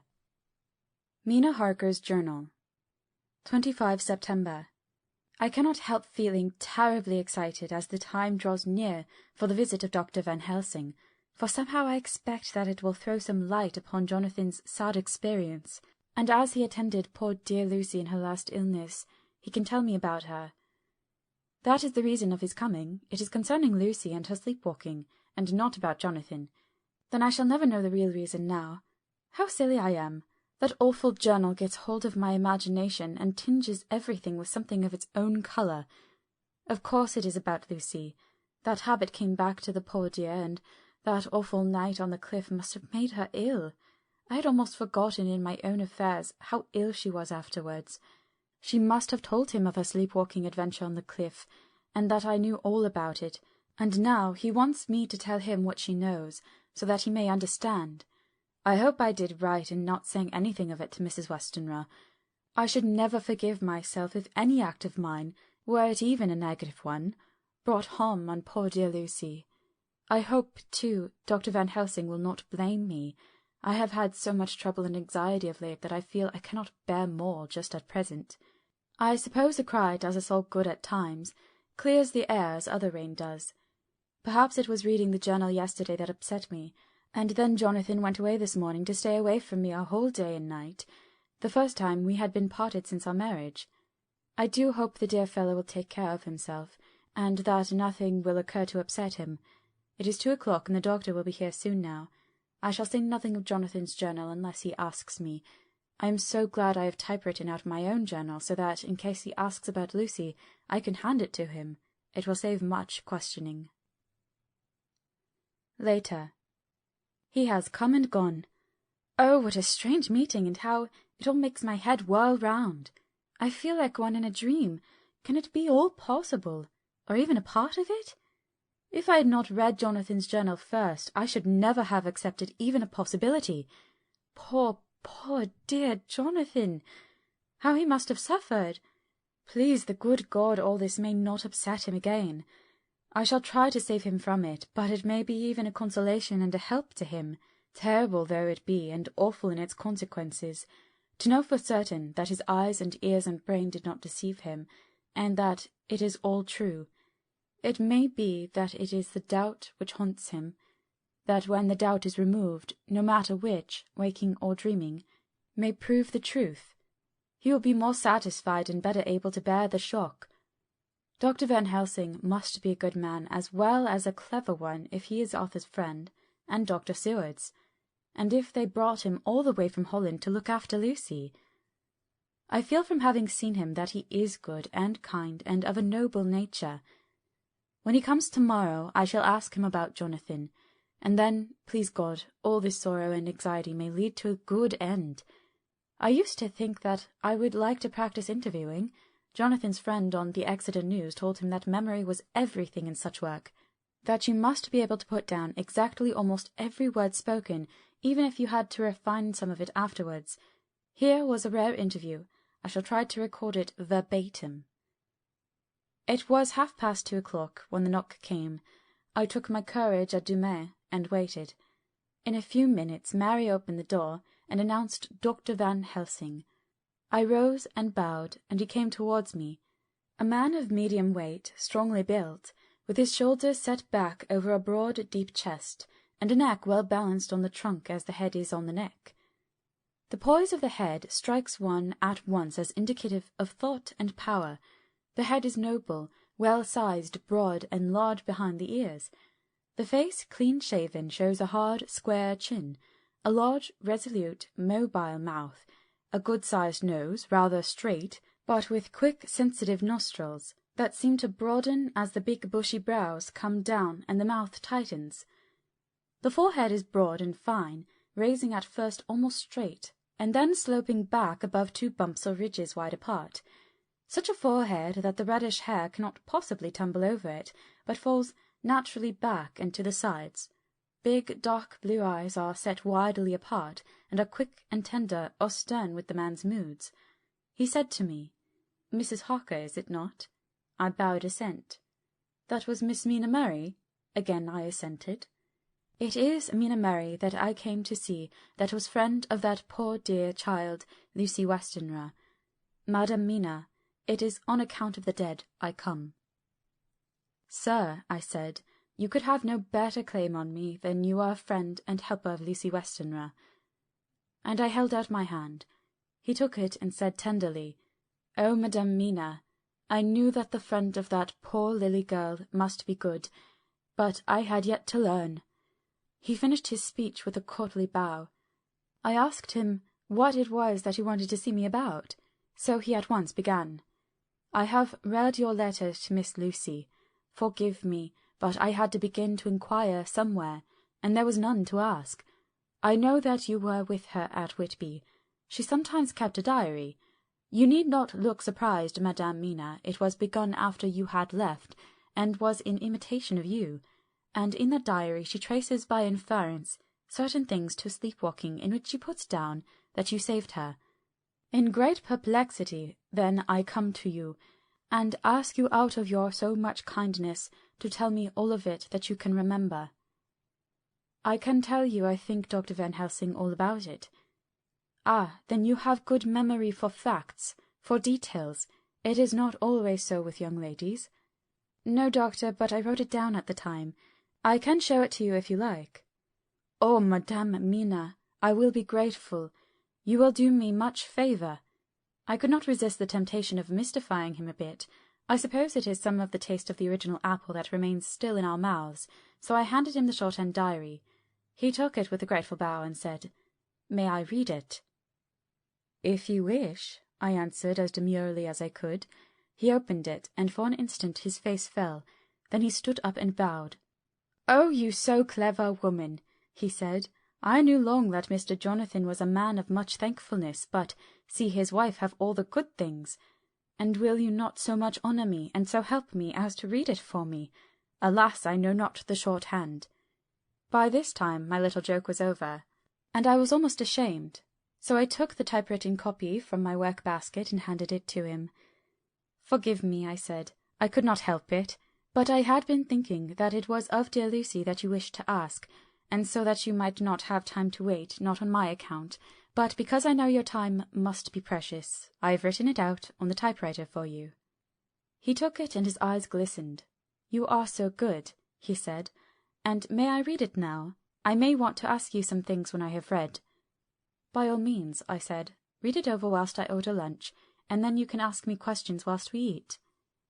He bowed and settled himself in a chair with his back to the light, and became absorbed in the papers, whilst I went to see after lunch, chiefly in order that he might not be disturbed. When I came back, I found him walking hurriedly up and down the room, his face all ablaze with excitement. He rushed up to me and took me by both hands. "Oh, Madame Mina," he said, "how can I say what I owe to you? This paper is as sunshine. It opens the gate to me. I am dazed, I am dazzled, with so much light, and yet clouds roll in behind the light every time. But that you cannot comprehend. Oh, but I am grateful to you, you so clever woman. Madame," he said this very solemnly, "if ever Abraham Van Helsing can do anything for you or yours, I trust you will let me know. It will be pleasure and delight if I may serve you as a friend, but all I have ever learned, all I can ever do, shall be for you and those you love. There are darkness in life, and there are lights. You are one of the lights. You will have happy life and good life, and your husband will be blessed in you." "But, doctor, you praise me too much, and you do not know me."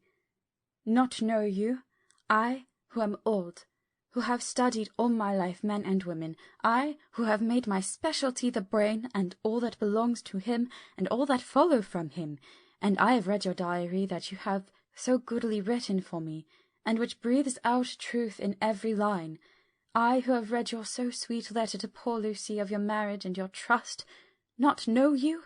Oh, Madame Mina, good women tell all their lives, and by day and by hour and by minute, such things that angels can read, and we men who wish to know have in us something of angels' eyes. Your husband is noble nature, and you are noble too, for you trust, and trust cannot be where there is mean nature. And your husband, tell me of him, is he quite well? Is all that fever gone, and is he strong and hearty?" I saw here an opening to ask him about Jonathan, so I said, "He was almost recovered, but he has been greatly upset by Mr. Hawkins's death." He interrupted, "Oh, yes, I know. I have read your last 2 letters." I went on, "I suppose this upset him, for when we were in town on Thursday last he had a sort of shock." "A shock? And after brain fever so soon? That was not good. What kind of shock was it?" "He thought he saw someone who recalled something terrible, something which led to his brain fever.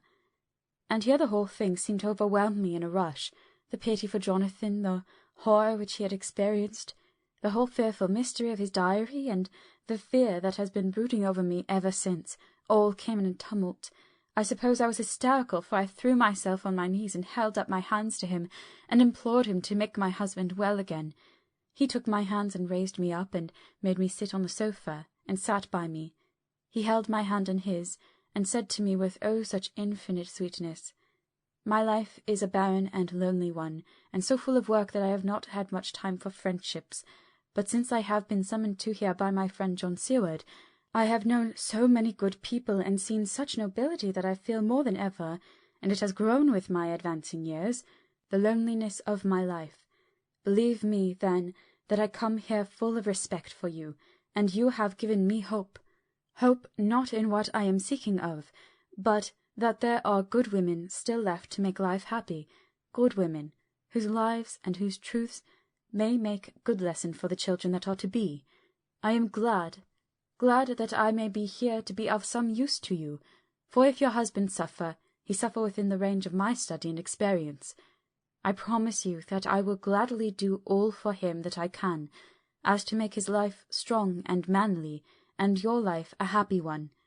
Now you must eat. You are overwrought and perhaps over-anxious. Husband Jonathan would not like to see you so pale, and what he like not where he love is not to his good. Therefore, For his sake you must eat and smile. You have told me all about Lucy, and so now we shall not speak of it, lest it distress. I shall stay in Exeter tonight, for I want to think much over what you have told me, and when I have thought I will ask you questions, if I may. And then, too, you will tell me of husband Jonathan's trouble so far as you can, but not yet. You must eat now. Afterwards you shall tell me all. After lunch, when we came back to the drawing-room, he said to me, "And now tell me all about him." When it came to speaking to this great learned man, I began to fear that he would think me a weak fool, and Jonathan a madman. That journal is all so strange, and I hesitated to go on. But he was so sweet and kind, and he had promised to help, and I trusted him, so I said, "Dr. Van Helsing, what I have to tell you is so queer that you must not laugh at me or my husband. I have been since yesterday in a sort of fever of doubt. You must be kind to me, and not think me foolish that I have even half believed some very strange things." He reassured me by his manner as well as his words when he said, "Oh, my dear, if you only knew how strange is the matter regarding which I am here. It is you who would laugh. I have learned not to think little of any one's belief, no matter how strange it be. I have tried to keep an open mind, and it is not the ordinary things of life that could close it, but the strange things, the extraordinary things, the things that make one doubt if they be mad or sane." Thank you 1,000 times. You have taken a weight off my mind. If you will let me, I shall give you a paper to read. It is long, but I have typewritten it out. It will tell you my trouble and Jonathan's. It is the copy of his journal when abroad, and all that happened. I dare not say anything of it. You will read it for yourself and judge, and then when I see you, perhaps you will be very kind and tell me what you think." "I promise," he said, as I gave him the papers. "I shall in the morning, as soon as I can, come and see you and your husband, if I may. Jonathan will be here 11:30, and you must come to lunch with us and see him then. You could catch the quick 3:34 train, which will leave you at Paddington before 8. He was surprised at my knowledge of the trains offhand, but he does not know that I have made up all the trains to and from in Exeter, so that I may help Jonathan in case he is in a hurry. So he took the papers with him and went away, and I sit here thinking I don't know what. Letter, by hand, Van Helsing to Mrs. Harker. 25 September, 6 o'clock. Dear Madame Mina, I have read your husband's wonderful diary. You may sleep without a doubt, strange and terrible as it is true. I will pledge my life on it. It may be worse for others, but for him and you there is no dread. He is a noble fellow, and let me tell you from experience of men, that one who would do as he did in going down that wall into that room, ay, and going a second time, is not one to be injured in permanence by a shock. His brain and his heart are all right, this I swear. Before I have even seen him, so be at rest. I shall have much to ask him of other things. I am blessed that today I come to see you, for I have learned all at once, so much that again I am dazzled more than ever, and I must think. Yours and most faithful, Abraham Van Helsing. Letter, Mrs. Harker to Van Helsing. 25 September, 6:30 p.m. My dear Dr. Van Helsing, 1,000 thanks for your kind letter, which has taken a great weight off my mind. And yet, if it be true, what terrible things there are in the world, and what an awful thing if that man, that monster, be really in London. I fear to think. I have this moment, whilst writing, had a wire from Jonathan saying he leaves by the 6:25 tonight from Launceston, and will be here at 10:18, so that I shall have no fear tonight. Will you, therefore, instead of lunching with us, please come to breakfast at 8 o'clock, if this be not too early for you?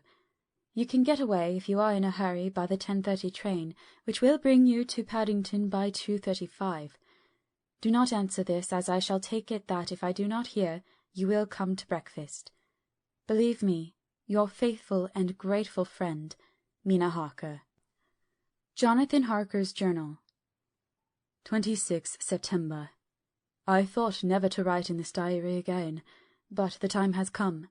When I got home last night, Mina had supper ready, and when we had supped, she told me of Van Helsing's visit, and of her having given him the 2 diaries copied out, and of how anxious she has been about me. She showed me in the doctor's letter that all I wrote down was true. It seems to have made a new man of me. It was the doubt as to the reality of the whole thing that knocked me over. I felt impotent and in the dark and distrustful, but now that I know, I am not afraid, even of the Count. He has succeeded after all, then, in his design in getting to London, and it was he I saw. He has gotten younger, and how? Van Helsing is the man to unmask him and hunt him out, if he is anything like what Mina says. We sat late and talked it all over. Mina is dressing, and I shall call at the hotel in a few minutes and bring him over. He was, I think, surprised to see me. When I came into the room where he was and introduced myself, he took me by the shoulder and turned my face round to the light and said, after a sharp scrutiny, "But Madame Mina told me you were ill, that you had had a shock."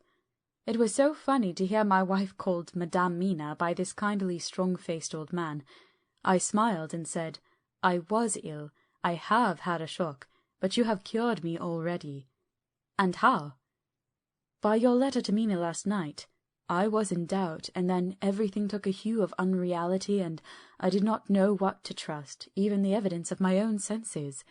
Not knowing what to trust, I did not know what to do, and so had only to keep on working what had hitherto been the groove of my life. The groove ceased to avail me, and I mistrusted myself. Doctor, you don't know what it is to doubt everything, even yourself. No, you don't. You couldn't with eyebrows like yours." He seemed pleased and laughed as he said, "So, you are physiognomist. I learn more here with each hour. I am with so much pleasure coming to you to breakfast. And oh, sir, you will pardon praise from an old man, but you are blessed in your wife." I would listen to him go on praising Mina for a day, so I simply nodded and stood silent. She is one of God's women, fashioned by his own hand, to show us men and other women that there is a heaven where we can enter, and that its light can be here on earth. So true, so sweet, so noble, so little an egoist, and that, let me tell you, is much in this age, so sceptical and selfish. And you, sir, I have read all the letters to poor Miss Lucy, and some of them speak of you. So I know you since some days from the knowing of others, but I have seen your true self since last night. You will give me your hand, will you not? And let us be friends for all our lives." We shook hands, and he was so earnest and so kind that it made me quite choky. "And now," he said, "may I ask you for some more help? I have a great task to do, and at the beginning it is to know. You can help me here. Can you tell me what went before your going to Transylvania? Later on I may ask more help, and of a different kind, but at first this will do." "Look here, sir," I said, "does what you have to do concern the Count?" "It does," he said solemnly. "Then I am with you heart and soul. As you go by the 10:30 train, you will not have time to read them, but I shall get the bundle of papers. You can take them with you and read them on the train." After breakfast I saw him to the station. When we were parting he said, "Perhaps you will come to town if I send you, and take Madame Mina too." "We shall both come when you will," I said. I had got him the morning papers and the London papers of the previous night, and while we were talking at the carriage window, waiting for the train to start, he was turning them over. His eyes suddenly seemed to catch something in one of them. The Westminster Gazette. I knew it by the colour, and he grew quite white. He read something intently, groaning to himself. Mein Gott, so soon! So soon! I do not think he remembered me at the moment. Just then the whistle blew, and the train moved off. This recalled him to himself, and he leaned out the window and waved his hand, calling out, "Love to Madame Mina. I shall write so soon as ever I can." Dr. Seward's Diary, 26 September. Truly there is no such thing as finality. Not a week since I said fini, and yet here I am, starting fresh again, or rather going on with the same record. Until this afternoon I had no cause to think of what is done. Renfield had become to all intents as sane as he ever was. He was already well ahead with his fly business, and he had just started in the spider line also. So he had not been of any trouble to me. I had a letter from Arthur written on Sunday, and from it I gather that he is bearing up wonderfully well. Quincey Morris is with him, and that is much of a help, for he himself is a bubbling well of good spirits. Quincey wrote me a line too, and from him I hear that Arthur is beginning to recover something of his old buoyancy, so as to them all my mind is at rest. As for myself, I was settling down to my work with the enthusiasm which I used to have for it, so that I might fairly have said that the wound which poor Lucy left on me was becoming cicatrized. Everything is, however, now reopened, and what is to be the end God only knows. I have an idea that Van Helsing thinks he knows too, but he will only let out enough at a time to whet curiosity. He went to Exeter yesterday, and stayed there all night. Today he came back, and almost bounded into the room at about 5:30 o'clock, and thrust last night's Westminster Gazette into my hand. "What do you think of that?" he asked as he stood back and folded his arms. I looked over the paper, for I really did not know what he meant, but he took it from me and pointed out a paragraph about children being decoyed away at Hampstead. It did not convey much to me until I reached a passage where it described small punctured wounds in their throats. An idea struck me, and I looked up. "Well," he said. "It is like poor Lucy's." "And what do you make of it?" "Simply that there is some cause in common. Whatever it was that injured her has injured them." I did not quite understand his answer. "That is true indirectly, but not directly." "How do you mean, Professor?" I asked. I was a little inclined to take his seriousness lightly, for, after all, 4 days of rest and freedom from burning, harrowing anxiety does help to restore one's spirits.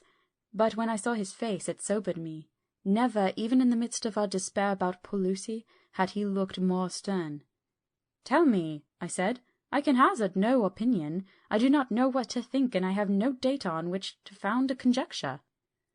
"Do you mean to tell me, friend John, that you have no suspicion as to what poor Lucy died of, not after all the hints given, not only by events, but by me? Of nervous prostration following on great loss or waste of blood, and how the blood lost or waste?" I shook my head. He stepped over and sat down beside me and went on. "You are a clever man, friend John. You reason well, and your wit is bold, but you are too prejudiced.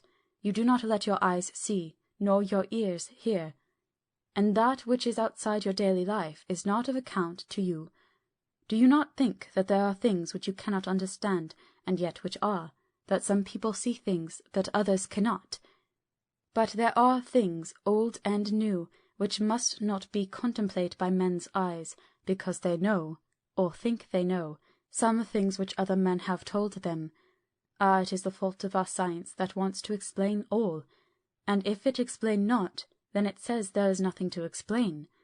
But yet we see around us every day the growth of new beliefs, which think themselves new, and which are yet but the old, which pretend to be young, like the fine ladies at the opera. I suppose now you do not believe in corporeal transference, no? Nor in materialization, no? Nor in astral bodies, no? Nor in the reading of thought, no? Nor in hypnotism? Yes, I said. Chocolate has proved that very well. He smiled as he went on. Then you are satisfied as to it? Yes? And of course when you understand how to act, and can follow the mind of the great Charcot. Yes, I said. Charcot has proved that pretty well. He smiled as he went on. Then you are satisfied as to it, yes? And of course then you understand how it act, and can follow the mind of the great Charcot. Alas that he is no more, into the very soul of the patient that he influence, no? Then, friend John, am I to take it that you simply accept fact, and are satisfied to let from premise to conclusion be a blank? No? Then tell me, for I am student of the brain, how you accept the hypnotism and reject the thought of reading. Let me tell you, my friend, that there are things done day to day in electrical science which would have been deemed unholy by the very men who discovered electricity, who would themselves not so long before have been burned as wizards. There are always mysteries in life. Why is it that Methuselah lived 900 years and old Pa 169, and yet that poor Lucy, with 4 men's blood in her poor veins, could not live even one day. For had she lived one more day, we could have saved her. Do you know all the mystery of life and death? Do you know the altogether of comparative anatomy, and can say wherefore the qualities of brutes are in some men, and not in others? Can you tell me why, when other spiders die small and soon, that one great spider lived for centuries in the tower of the old Spanish church, and grew, till on descending he could drink the oil of all the church lamps? Can you tell me why in the pampas, aye, and elsewhere, there are bats that come at night and open the veins of cattle and horses, and suck dry their veins? How in some islands of the western seas there are bats which hang on the trees all day, and those who have seen describe as like giant nuts or pods, and that when sailors sleep on the deck, because that it is hot, flit down on them, and then in the morning are found dead men, white as even Miss Lucy was. "Good God, Professor," I said, starting up, "do you mean to tell me that Lucy was bitten by such a bat, and that such a thing is here in London in the 19th century?" He waved his hand for silence and went on. "Can you tell me why the tortoise lives more long than generations of men, why the elephant goes on and on till he have seen dynasties, and why the parrot never die only of bite of cat or dog or other complaint? Can you tell me why men believe in all ages and places that there are some few who live on always if they be permit, that there are men and women who cannot die? We all know, because science has vouched for the fact, that there have been toads shut up in rocks for thousands of years, shut in one so small hole that only holds him since the youth of the world. Can you tell me how the Indian fakir can make himself to die, and have been buried, and his grave sealed and corn sowed on it, that the corn reaped and be cut and sown and reaped again, and then men come and take away the unbroken seal, and that there lie the Indian fakir, not dead, but that rise up and walk amongst them as before?" Here I interrupted him.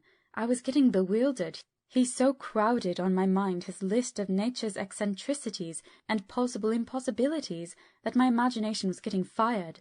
I had a dim idea that he was teaching me some lesson, as long ago he used to do in his study at Amsterdam, but he used to then tell me the thing, so that I could have the object of thought in my mind all the time. But now I was without this help. Yet I wanted to follow him, so I said, "Professor, let me be your student again. Tell me the thesis, so that I may apply your knowledge as you go on. At present I am going in my mind from point to point as a madman, and not a sane one follows an idea. I feel like a novice lumbering through a bog in a mist, jumping from one tussock to another, in the mere blind effort to move on without knowing where I am going." "That is good image," he said. "Well, I shall tell you. My thesis is this. I want you to believe." "To believe what?" "To believe in things that you cannot. Let me illustrate. I heard once of an American who so defined faith, that faculty which enables us to believe things which we know to be untrue. For one, I follow that man.